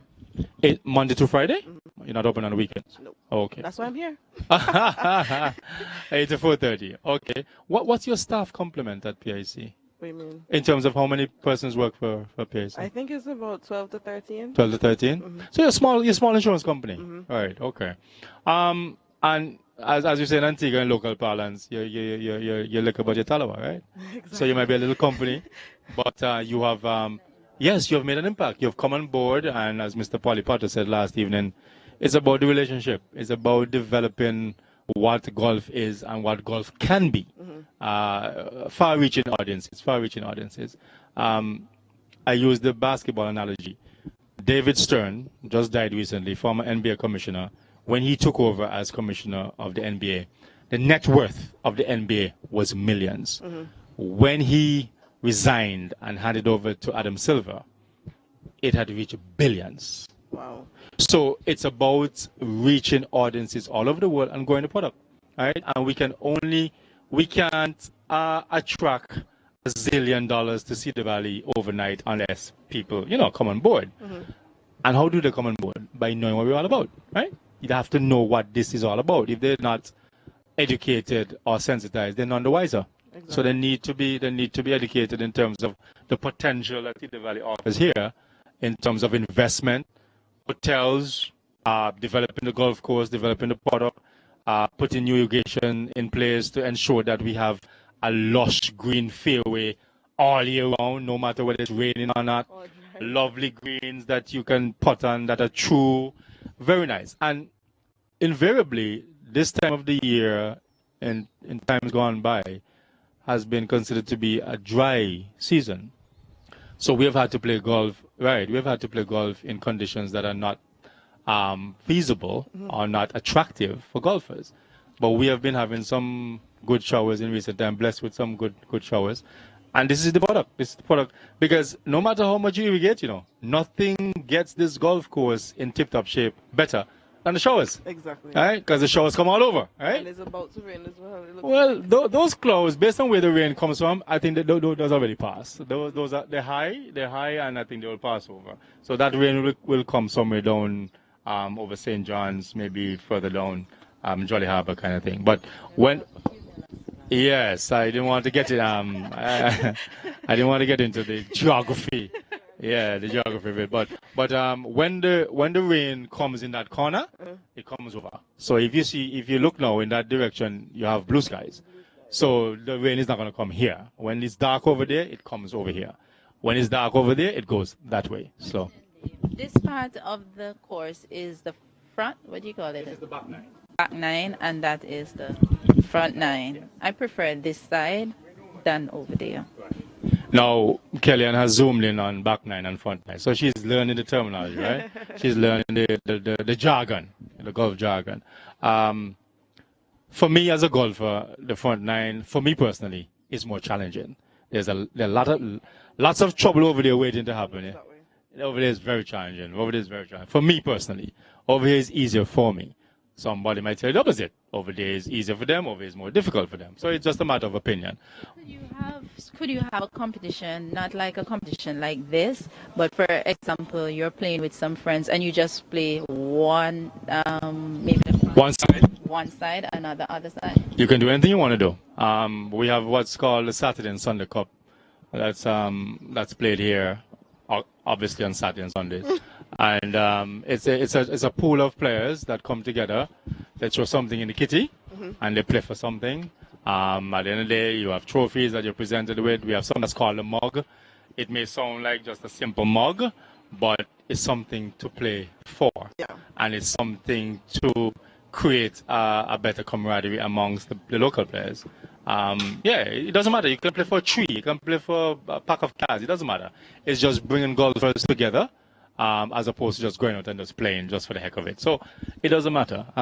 We're just having a conversation with two ladies here, Kelly and Boatswain, who represent Yes Management Services. That's a company of hers. And, of course, what's your name?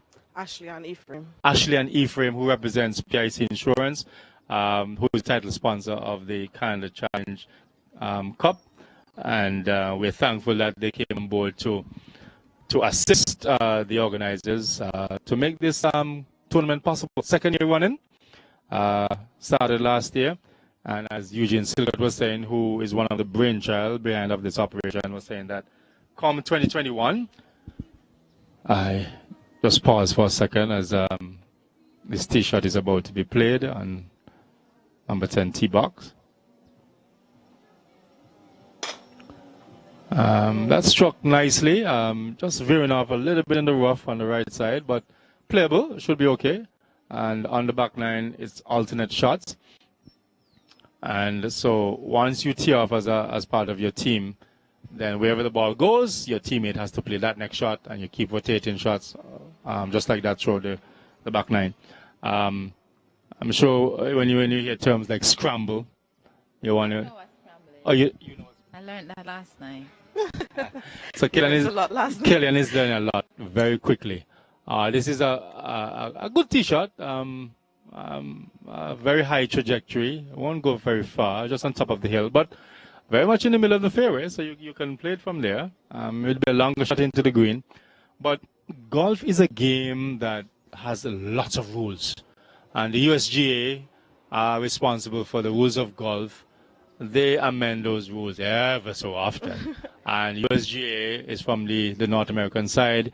You have the, I think it's the RNA from the European side, if my memory serves me correctly. So there are lots of rules that are associated with the game of golf, and they change ever so often.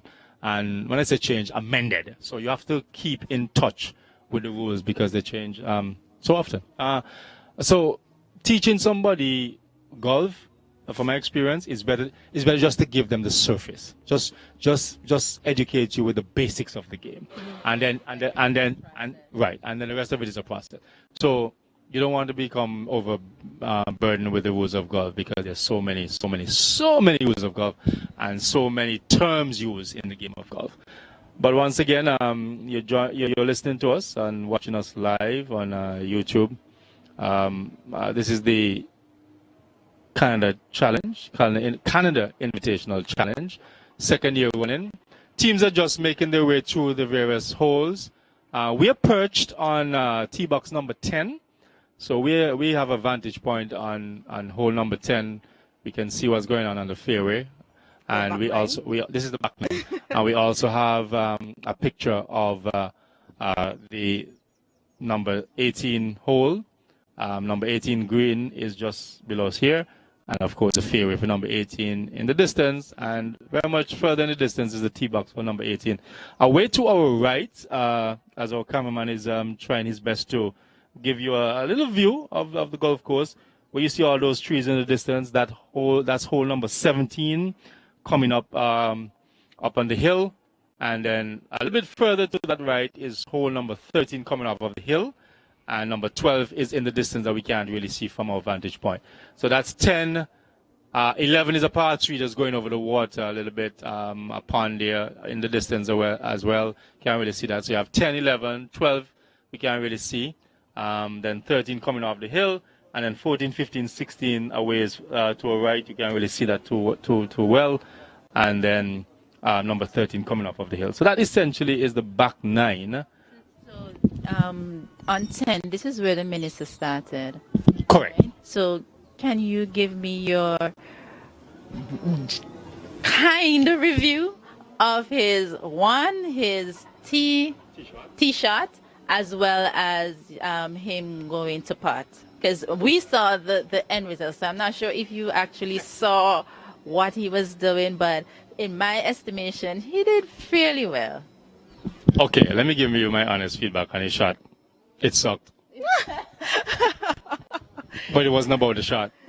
It was about the objective.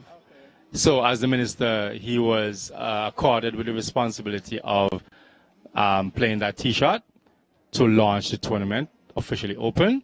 That was the objective behind it. So let's think of it in that light. I'm not talking that one. I'm talking when he actually started the game. Oh, okay. I misunderstood you, Kelly. Yes, the actual shot when he started was way better than the ceremonial shot. The ceremonial shot went way up in the air and dropped about 10 feet in front of his feet, right? So that was really atrocious, actually. But we're not going to harp too much on that. Let's focus on the actual shot when he started to play his game, which was pretty good. Yeah, but it's kind of unfair for somebody to get two chances, right? He's pretty much getting a feel for it and then perfecting the shot. So, Mr. Minister, you had a little unfair advantage today.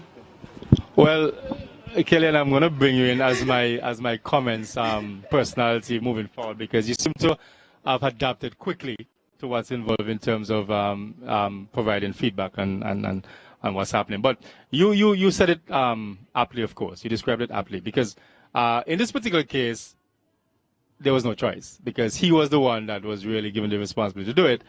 But having said that, you could look at it two ways. He messed up the first one and made the extra effort not to mess up the second one, or because of how throw them off on the first one. It's a trick. The thing about it, because, and I could look at it the other way, because he messed up the first one so badly, he didn't really want to mess up the second one. So he focused. He focused a lot to get that second shot down the fairway. So you could look at it two ways. But at the end of the day, okay, fine, whatever. If it's an advantage, it's an advantage. But it's more about what he did after. We don't know what exactly transpired on the course after that. I saw, as I said, I'm not that versed in golf. Well, I'm just an amateur in terms of learning the sport. But I saw him take a few shots up there, and he was pretty good, and he actually putted, and I was impressed with the minister. So kudos to the minister for, not just coming to play, but also, stamping the government's support on the sport of golf, and just want to take the sport from one level to the next level. So thank you so much, sir. Yeah, well said. And again, he has a platform by which to influence change. I refer to him as an enabler, has the power to effect change, right? And it's about what you do with what you have available to you. If you have the opportunity to do something about making a product better, then I would imagine that you use that platform to do just that. On the other hand, if you don't do that, then you come under the microscope for scrutiny in terms of whether or not you would have used what you have available to you to advance the cause. But being a sportsman himself, the minister, I have no doubt in my mind that he's one of those individuals that is in the right place. He's a square peg in a square hole and has the opportunity to do something about it. And being an avid golfer, picked up the sport 2.5 years ago, fell in love with it, addicted. He remarked last night, he used to play tennis. And he doesn't play tennis anymore because golf is his passion now. So he focuses on golf. And being a sports minister, knowing that Cedar Valley has its challenges, then he's in a position to do something about it.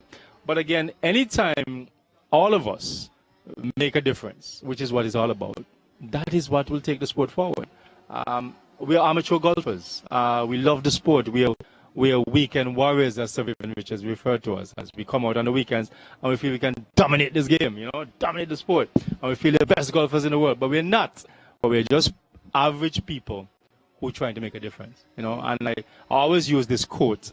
I picked it up from a former college basketball coach who died, unfortunately. And he said that ordinary people accomplish amazing things every day. Just listen to that. Ordinary people. You don't take amazing people to accomplish amazing things. Ordinary people.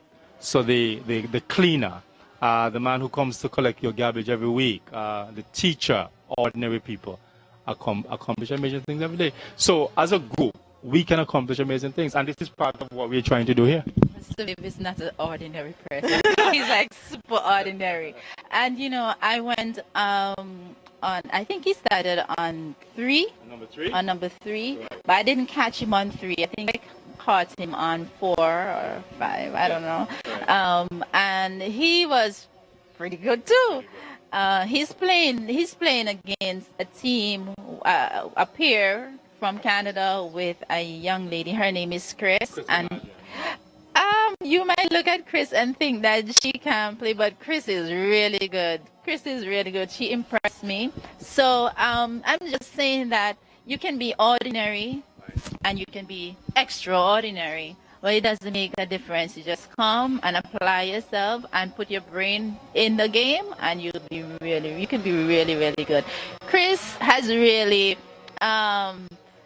encouraged and motivated me to actually, try to get into the game. Even though you're a woman, I've seen how many women are in this tournament. About 3. Sabina, from Antigua we have Sabina, we have Sarafina. Those are 2. Then on the Canadian side we have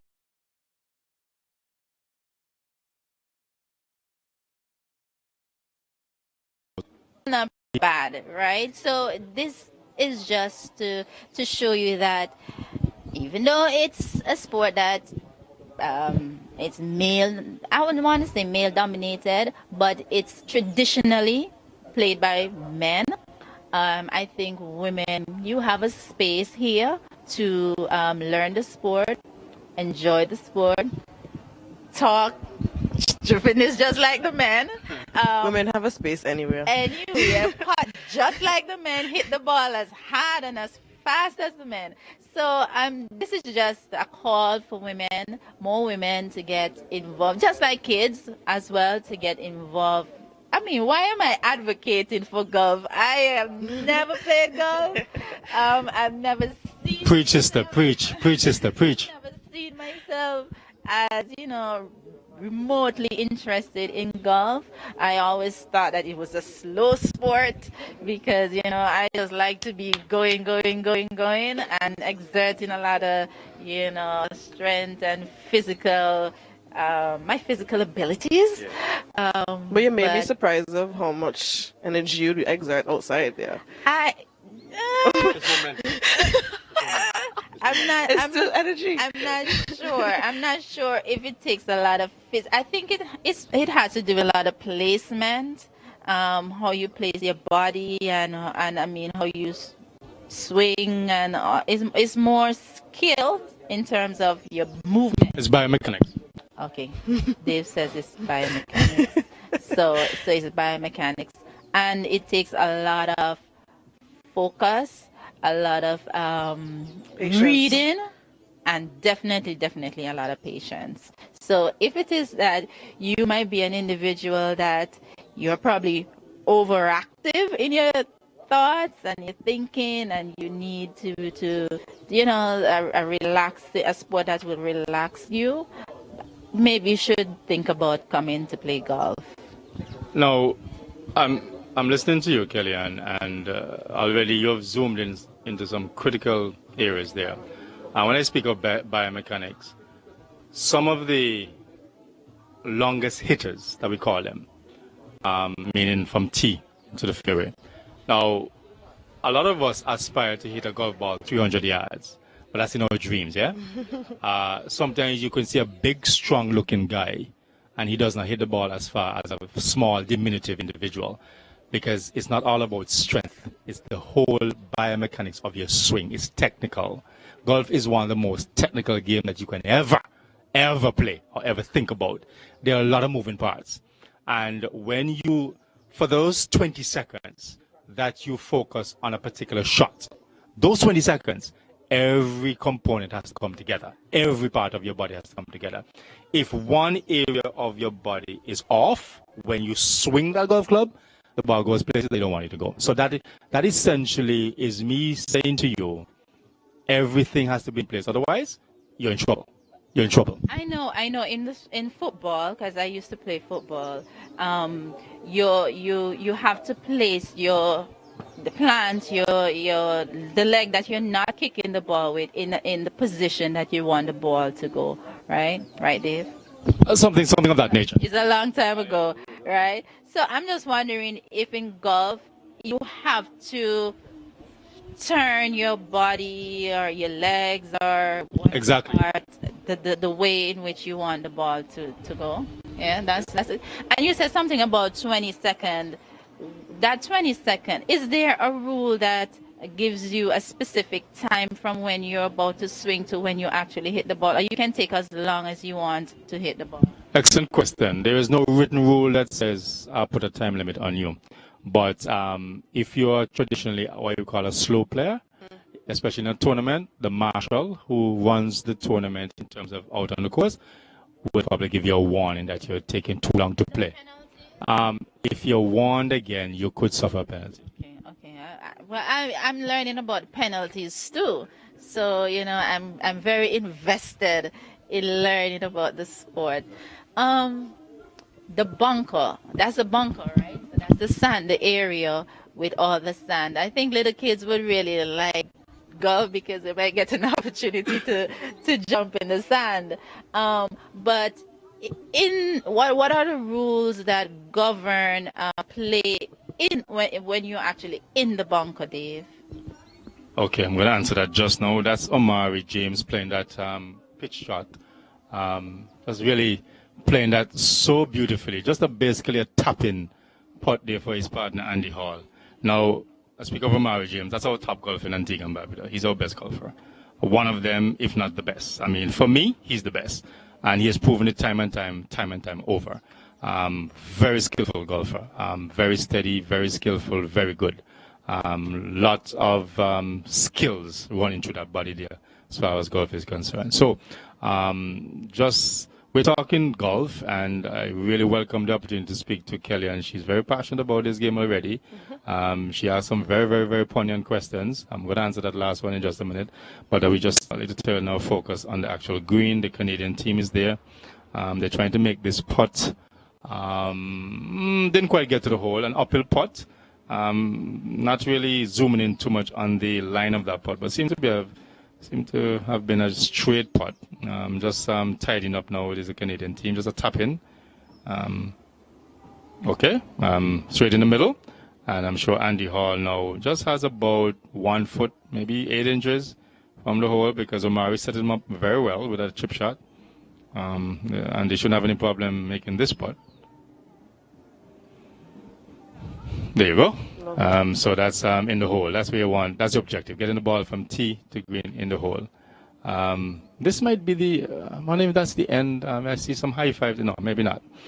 Because normally at the end of the match, you take off your hat, and the courteous thing to do is to shake your partner hand and shake your competitor's hands. So that's the courtesy that's part of golf etiquette.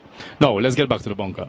Before you answer the question about the bunker, Dave, So Andy, he was pretty close to the hole. Have you ever been that close to the hole and missed? Kellen, you're asking all the right questions. Yes, and more yes. Because let me tell you something. Not to again overload your brains. And Omari James just went through Demar James, that's his brother. So that's the best junior golfer and the best golfer overall. So that's the family idea, sporting the best golfers in Antigua in terms of male golfers. But he has such immense potential. He's destined for places, to good places. No, let me get back to the bunker question first that you were asking. You mentioned about kids will love that. Now, even though it's a sand bunker, it's not to be played in. Right. Now, once you go into the bunker and you come out of the bunker, there's normally a rake that aligns itself close to the bunker. And your responsibility as a golfer is to take the rake and whatever footmarks you make in the bunker, you need to rake the bunker and put it back in place. In other words, clean up after yourself. Exactly. Right? Now, kids, not supposed to go in there and play. There's no seawater in there. And that's something you don't go in there and play. But it's quite funny because a lot of men don't clean up after themselves at home. But you will come on the golf course and clean up after yourself. Really? Kellyanne, I'm not going to go down that road with you. You're free to your opinion. I can speak for myself. I do clean up after myself at home. So speak, but I will speak for myself. Angeline, how you play now? Not bad. You're bringing him tomorrow? I think Angela got a little nervous earlier when I came around. I got some footage of him missing. Oh my gosh. So you said you've improved the game? You've improved your game? You're not coming back? I'm reflecting myself tomorrow. No. Why? Oh. He's the captain. He can do anything he feel like. No, I really enjoy being around these guys. I mean, the passion they have for the game, just being a part of the experience is just a wonderful thing. And I'm going to explain something to you as soon as he tees off. So that's Angeline with the cap on and his teammate as Daryl. Look, that is veering off to the right in the tree lines, which is not necessarily a good thing. What could happen here is that depending on what they find when they go to that ball, that could present a challenge for Angeline to get a ball out of the tree line on the green. But anyway, so let me get back to being that close and missing. What do you mean by the frustration? Yes. The frustration is... You have to reel that in because that can mess up the game for the rest of the course. So, I mean, you know what? Golf is pretty much like life. Because once you hit the shot, it's already hit. So just calm down, go to the ball, relax, get it back into and play the next shot because it doesn't make any sense for you to take that frustration into the next shot. Kellyanne, we definitely get you a set of clubs. We definitely get you a set of clubs because you're saying all the right things. It sounds like you've been playing this game in your mind for the last 20 years. All you need to do is just execute what you have in your mind out on the golf course. But you're asking the right questions. You're commenting on the right areas. Let me just get back to the little pot that you mentioned, if I've been that close and missed. No. There's something there's a big word that's called undulation. Undulation. Remember that word. Greens are not flat all the time. You may never ever be faced with a flat like pot. That right there is, now you see how that's undulated. It slopes. Right. Now I played on that before, and you would think that because the ball is right there, it would go right in the hole, but it doesn't. Okay. It just rolls. Okay. Now let me explain that. Now let's talk about slopes and undulation. That green has more slope from top to the bottom more than undulation. Undulation, you see that fairway there where you're going down in a hill and going over a hill and going, that's undulation. Oh, okay. Some greens are like that. So depending on where you hit your ball on that green, it could be 3 feet away from the hole. It is stress because of where it ends up in relation to the hole. You don't want any putts that coming downhill because automatically you're thinking it's going to go faster than coming uphill. Stands to reason, right? Yeah. If you're putting something uphill, you got to hit it a little bit harder for it to get to the hole. If you're putting downhill, you don't have to apply so much weight on the putter face to get it to the hole. It's a lot of science. It's a scientific and technical game, right? Now, you could be 8 feet away from the hole, below the hole, and it's an easier putt than 2 feet above the hole. You know why? Because the one that's coming downhill is not straight. So you will look at the putt, pick up the line in terms of where you think it might break to get in the hole. And when you say something breaks from left to right, you got to hit it left for it to end up right. Breaks from right to left, you got to hit it right to end up left in the hole. Right? So it's about assessing where the ball is on the green and making that determination, how hard you need to hit it and which direction you need to hit it and position your body. Now that's technical. Yeah. So you can so you may take a 3-foot putt for granted, think it's an easy putt, get over it, hit it straight, and you're going right or going left. But I can imagine then, Dave, this course should be pretty decent for the Antigua team, because based on what you're telling me, the more you play the course, local knowledge, yeah, the more you understand how you need to hit the ball, how you need to putt and stuff. So is it that, as I just said, if you're familiar with the course, granted that you have your skill set in place, you're mentally checked for the game, that you would have kind of an advantage over someone who is foreign to the course. In a nutshell, you're perfectly right. It's called local knowledge. So if you're familiar with playing a particular course, you know how the greens run. And when I say how the greens run, how to break to the left, how to break to the right, the speed. Oh, and what is so more important than anything as I just said, speed of the greens. Speed of the greens meaning that you're accustomed to them, you're familiar with them, and you know exactly how fast they run, so you know exactly how much weight to hit them with to get to the hole.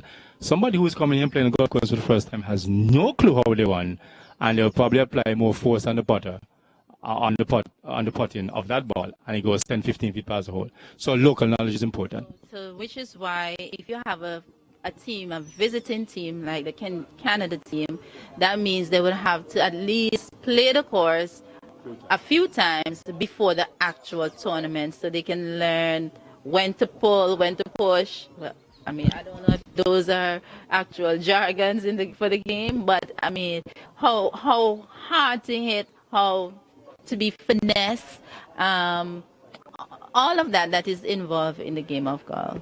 Correct. And it's, again, if you are familiar with the course and you have local knowledge, it stands to reason that you should play better than someone who's coming to your course to play for the first time, notwithstanding that they might have come a few days earlier and played a couple of practice rounds to familiarize themselves with the course.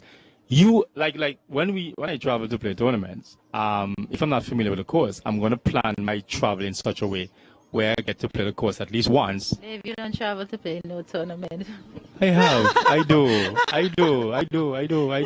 And I can show you trophies and all kind of stuff I have home. The trophies. I'll send the picture. Trophies assume that you placed and you won. So I'd like to see some trophies. You know, I'm not very, very comfortable with that level of discrimination right there.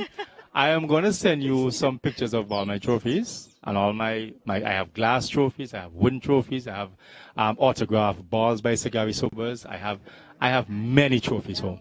Those won't work, Dave. What I want to see online images from the actual host of the tournament so I can believe. I don't want to see potentially doctored photos to show you, as if you're collecting. I'm talking about trophies and cup. I saw the cup. It's really, really big. And I mean, I was going to lift it up last night. It's so heavy. I mean, the base is really, really heavy. So whoever wins that cup is going to be very happy. Dave, last year, though, for this tournament, who won? Antigua and Barbuda. So if Antigua won last year, which I would assume most of the players would have played last year. Most of them. All right. And some of the players on the Canada team are here. what it's kind of mixed with some local Canadians as well as some local, some Antiguans, just to, I guess, to complement to complete the team. So this, I believe Antigua has it in the bag. What you said? Well, I have grown accustomed not to call things early. If you're going to ask me to provide an objective assessment of what I think Antigua and Barbuda will win. For me, this type of tournament, it doesn't matter who wins. But at the end of the day, tomorrow, a lot of golf still to be played. But at the end of the day, we'll see what happens. Yes, you're right in that the 26 players that represent the Canadian team are not all travelers who came in for the tournament. So some Canadians who live in Antigua made up the team, and as you rightly said, a few invitations were issued to some of the locals to join that Canadian team to make up the complement of 26 players. So again, it's all about the relationship. We want 26 players on each team, and the organizers did what they had to do because unfortunately 26 players didn't travel from Canada. No, having said that, there were some first-timers on the Canadian team who were here this year who weren't here last year, which says to me that promotion of the tournament took place, word of mouth, the excitement of coming to Antigua. And again, guys, the weather in Canada is sub-0 degree temperature. And if you... I heard somebody saying that most of them are here for the beaches and stuff like that. Okay, and there's absolutely nothing wrong with that. So come to the shores of Antigua and Barbuda, enjoy sunset and sun, and take in some golf. What's wrong with that? That sounds like paradise to me. That sounds like paradise to me. So there's nothing wrong with that. And again, it all goes well to help develop our tourism product, So everybody benefits: the restaurateurs, the taxi drivers, the bus drivers, everybody, car rental. Everybody benefits from this. The supermarkets, yeah. So they come, they spend money, they have to eat, they have to get transportation, they stay somewhere, blah blah. So it's a trickle-down effect, right? And it's a positive reinforcement of how important it is to have people coming to our shows, and not just come to our show but spend money. Exactly. Right. So listen, guys, again. Ordinary people accomplish amazing things. And when I say ordinary people, not anybody who you think may be a celebrity, but somebody in the background who has an idea, put it on paper and give it to somebody to drive with, right? Those kind of people are the success stories of this world. And we can't underestimate that enough or understate it enough how important that is. So, Kellyanne, you asked some really, really good questions. You just started learning this game. And I dare say you have learned quite a lot already. You're asking the right questions, the relevant questions. And I encourage anybody. If you're a parent with a young child, 2, 3, 4 years old, you see some ability in them. They pick up a stick. It might be your turn. Stick in your kitchen and pick it up and trying to swing it.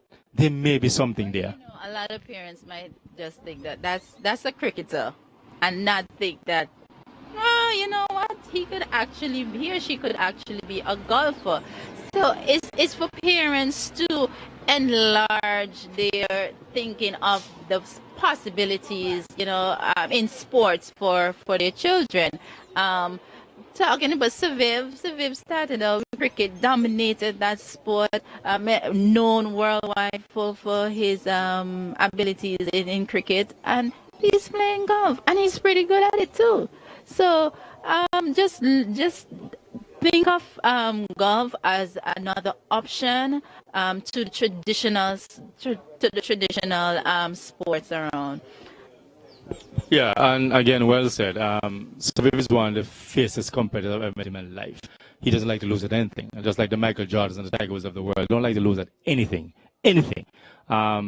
If you present any challenge to somebody like the likes of Civiv Images, he will grab it and run with it. He's not going to back down from anything. And every time Civiv comes out here, they have little side bets, and and anybody who beats Civiv, you tell them, see you tomorrow. Because he's going home, and trust me, he's going to strategize to come back the next day to beat you.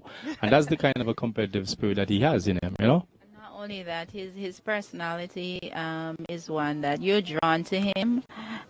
He is friendly to all.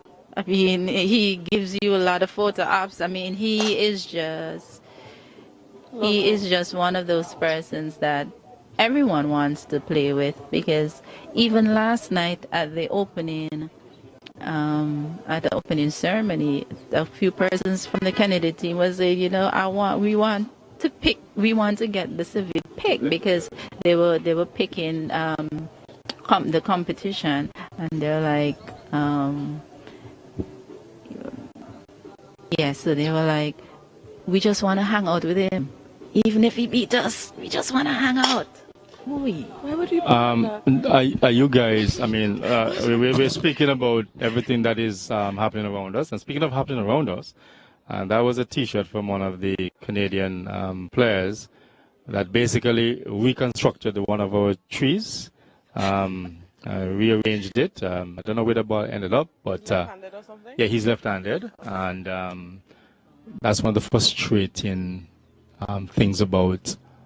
Now, why is Byron team off again? I would have to find out what's going on here. Wow. Now, he put a lot of beef into that one. I tell you. But I am just trying to establish how he teed off again, because on this side it's alternate shot. So once he teed off, wherever his ball ended up, his teammate has to play the next shot. So I don't know what happened there, but anyway, they're on their way. So let's get back to Saviv. I'll tell you a story about Saviv. Now, for those folks who are listening to the sound of my voice, would know that I'm more famous for cricket commentary. And I've been commentating since 1995. I've done local, regional, international. After I was born. I don't have to bring the receipts to convince you that I've been commentating, Kevin. Okay, well, that's your problem. That's your problem. And don't try and guess my age now. But anyway, so I have been commentating since 1995, and I've mixed it up with all the best around the region internationally in terms of being on commentary panels. And I've interviewed many players. And my two favorite interviews that I've ever done was one with Usain Bolt and one with Sylvain Richards. Now, we see Sylvain Richards here in Antigua and Barbuda, and he just looks like one of the boys. Yeah? He's one of the boys, right? And he's one of the boys because he's so humble. He's so humble.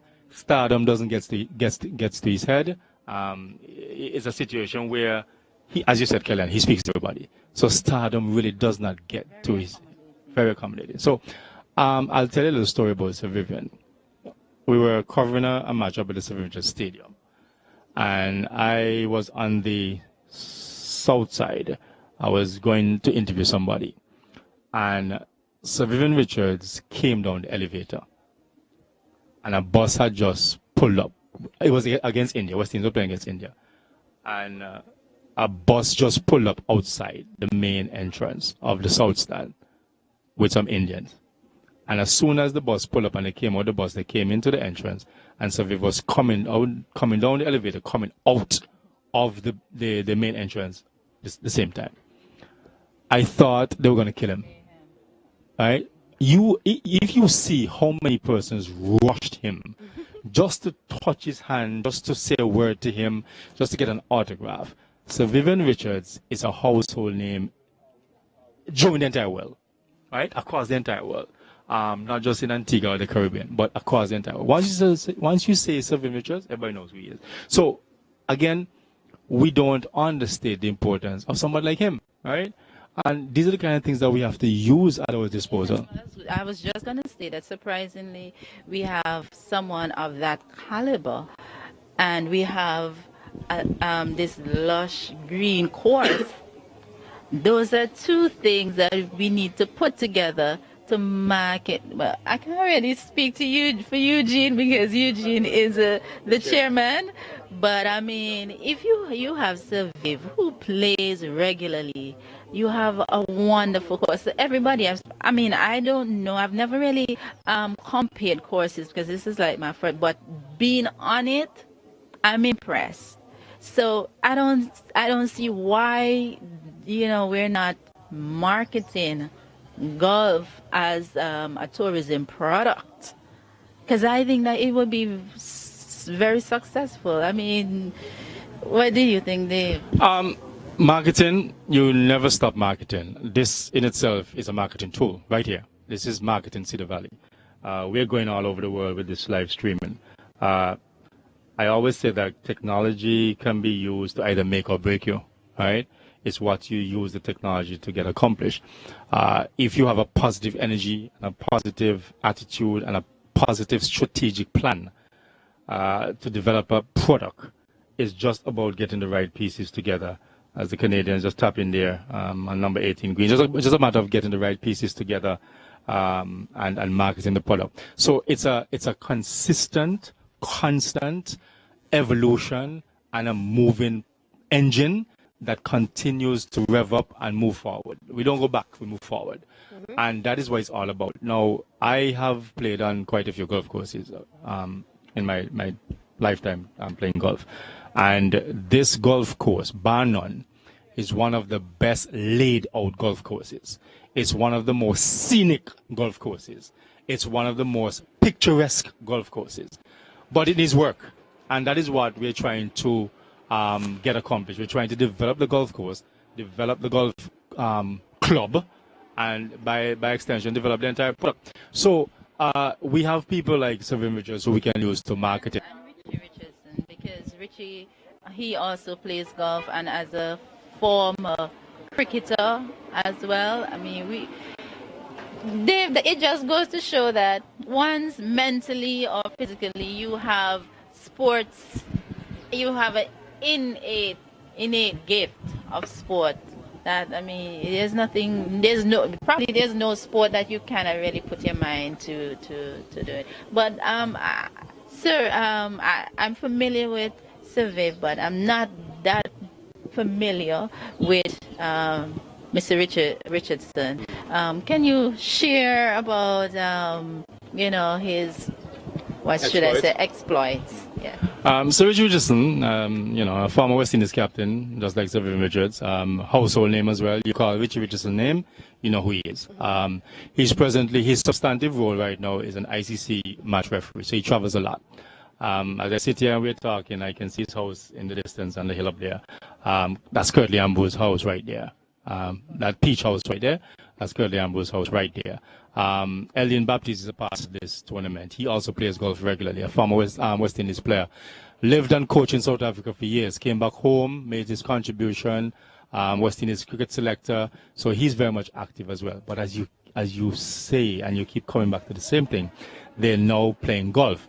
Golf is a game that, again, as I said, you can play up to when you age. Right. So you're never too old to play it. You just have to hope that you're healthy and you're still fit and you can play. And you can lift your clubs, because I heard that the older you get, you have to change out your clubs to get ones that are.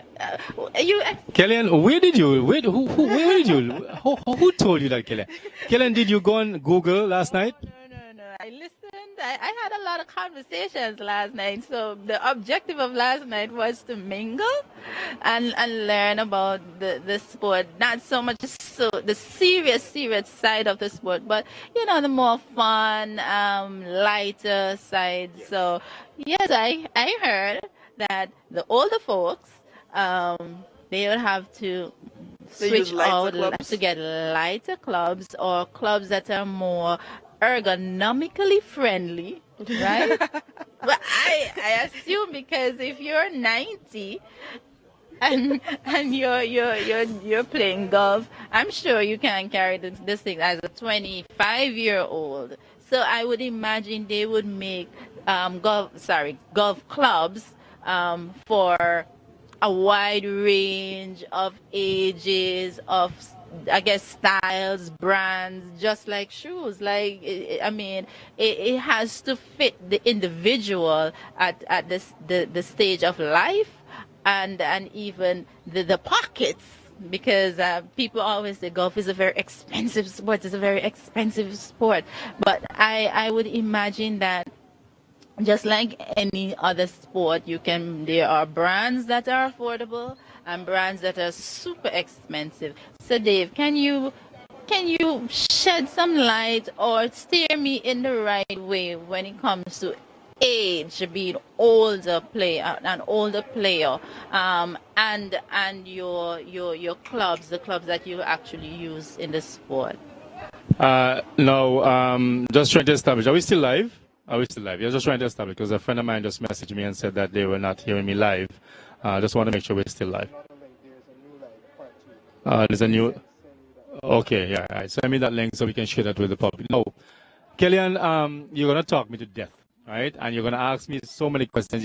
You're forcing me to get into the real nitty-gritty technical aspect of this game. Now, let me just answer that question as best as I can in as layman terms as I can. There's something that's called a graphite shaft. There's something that's called a steel shaft. Now, the older you get, as you said, you'll be more inclined to use clubs that are made with a graphite shaft because they're lighter. As a young, strong athlete, mid-30s, 40s, and you still can manage a steel shaft, you'll be more inclined to still use those. Also, depending on the texture of the course, if you're playing on certain courses, the fairways may be harder than others. Graphite shaft and steel shaft come into play based on when you're taking what we call divots. That's when the mud and the grass kick up in the air, right? Graphite shaft and steel shaft may come into play in making that determination based on the texture of the course that you're playing on to determine which one you go with. Something that's called your swing speed. You may tend to go with what we call a stiff or a regular shaft. Now, you're getting into real technicalities of the equipment now. Now, if you have a fast swing speed, you may want to use a stiff shaft, which is better based on your swing speed. If you swing faster, stiff shaft might be a better shaft for you. If you swing slowly, a regular shaft or a regular flex may be the best shaft for you. All I'm going to say on that is that. Okay. So based on those things, you basically have to consider what shafts, what equipment is most important for you based on your stature, your swing, all that kind of thing. So those are really technical stuff. So you don't want to get too deep into that because you're going to probably confuse our audience a little bit. But there's some very good questions that you're asking. Clearly, you had quite a bit of conversation with quite a few golfers last night. What I researched now, because I had to go research Golf 101. And one of the things I learned is you cannot have more than 14 clubs in your bag. Right? Elian, that is absolutely correct. Absolutely correct. You can be disqualified from tournaments if you have more than 14 clubs in your bag. Kellen, you really went down to the nitty-gritty of that was real golf 101. I think we need to provide a forum for you where you can come and regurgitate, ask all the questions, tap into all the expertise and the great minds of individuals who play this game, because that is exactly what you want. You want to learn about the game, and you can only learn about the game by asking questions and doing your research, of course. So that is absolutely critical and important. So a lot of technical things govern this game. And as I said, trajectory, ball flight, type of ball, soft ball, hard ball, texture of ball. It goes way into the scientific aspect of this game. So talking about the balls,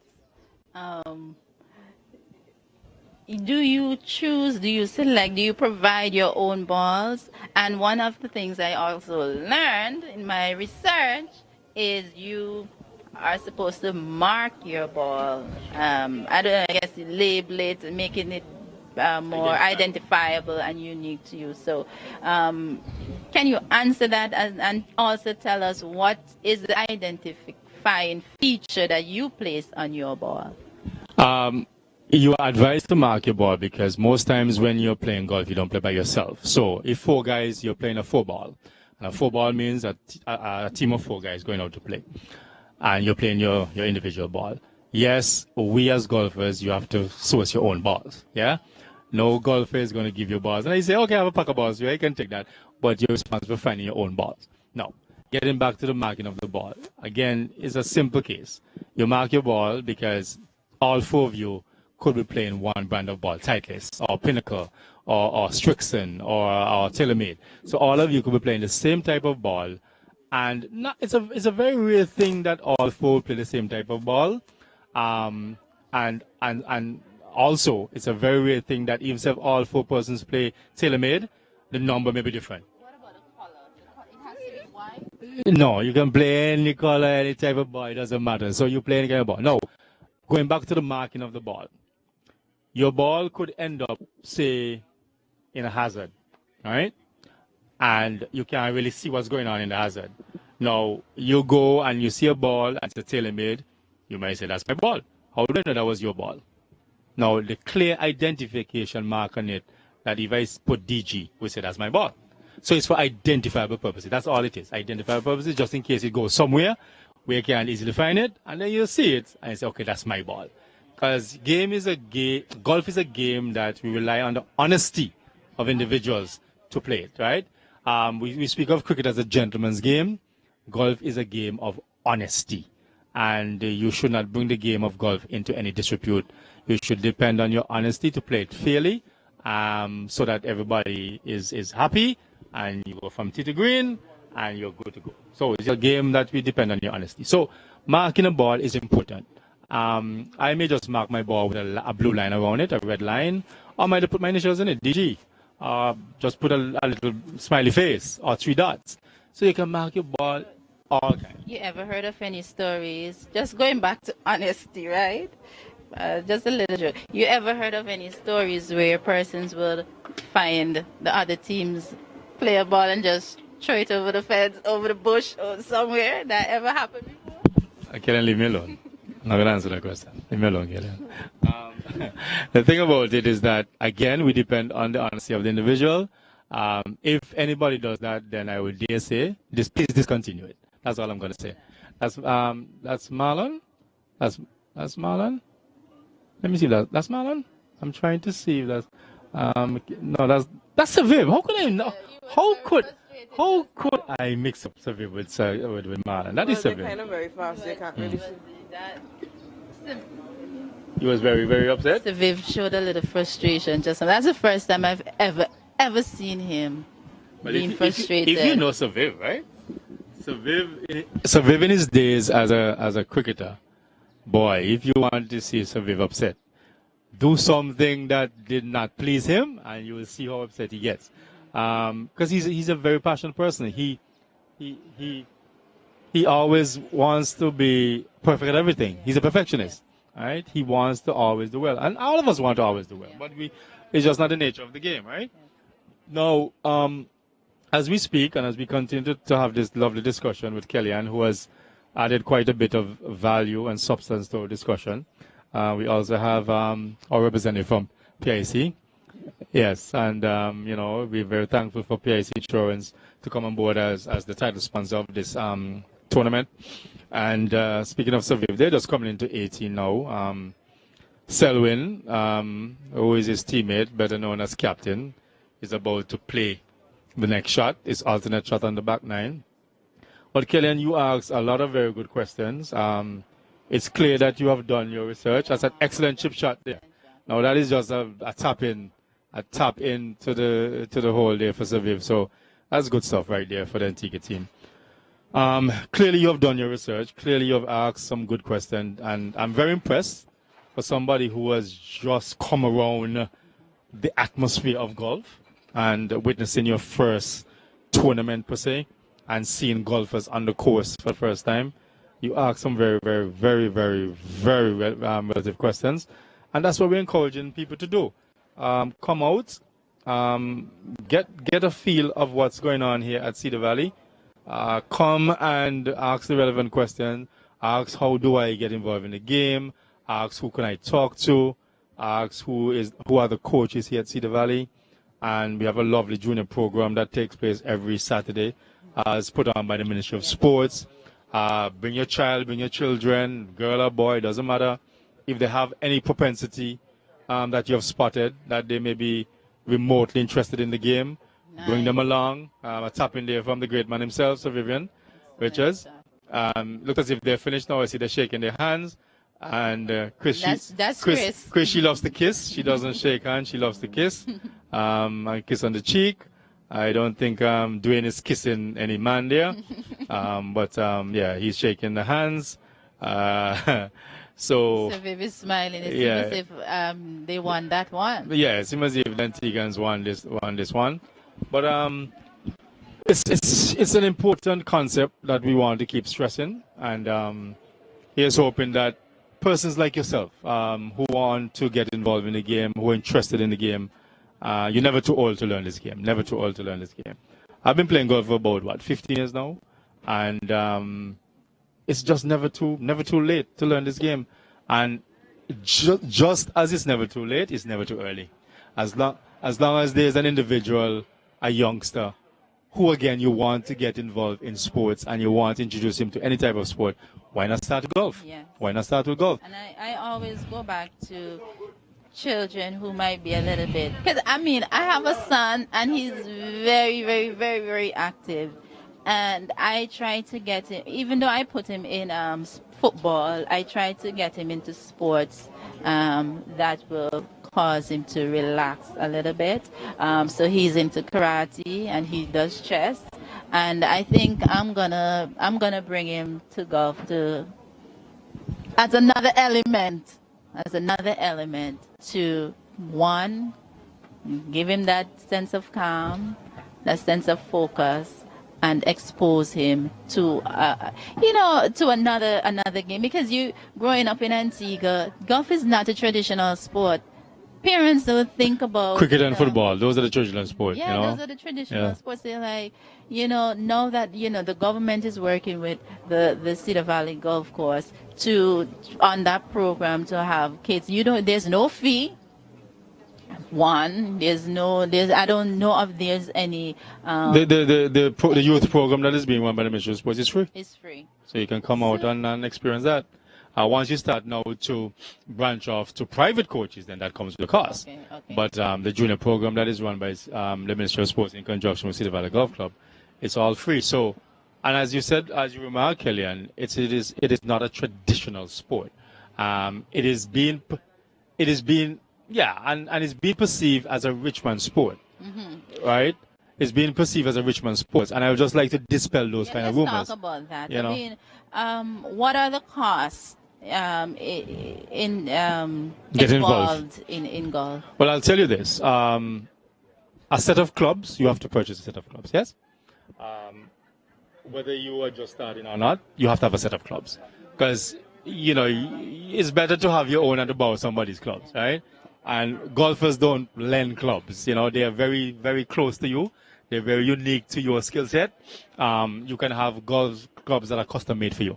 Okay. Height, swing, everything, club speed, club head speed. So they're very unique to you. So a set of clubs. Now, as a beginner, you don't need the fancy, lavish brands of clubs where it's going to cost you a pretty penny to buy a set of clubs.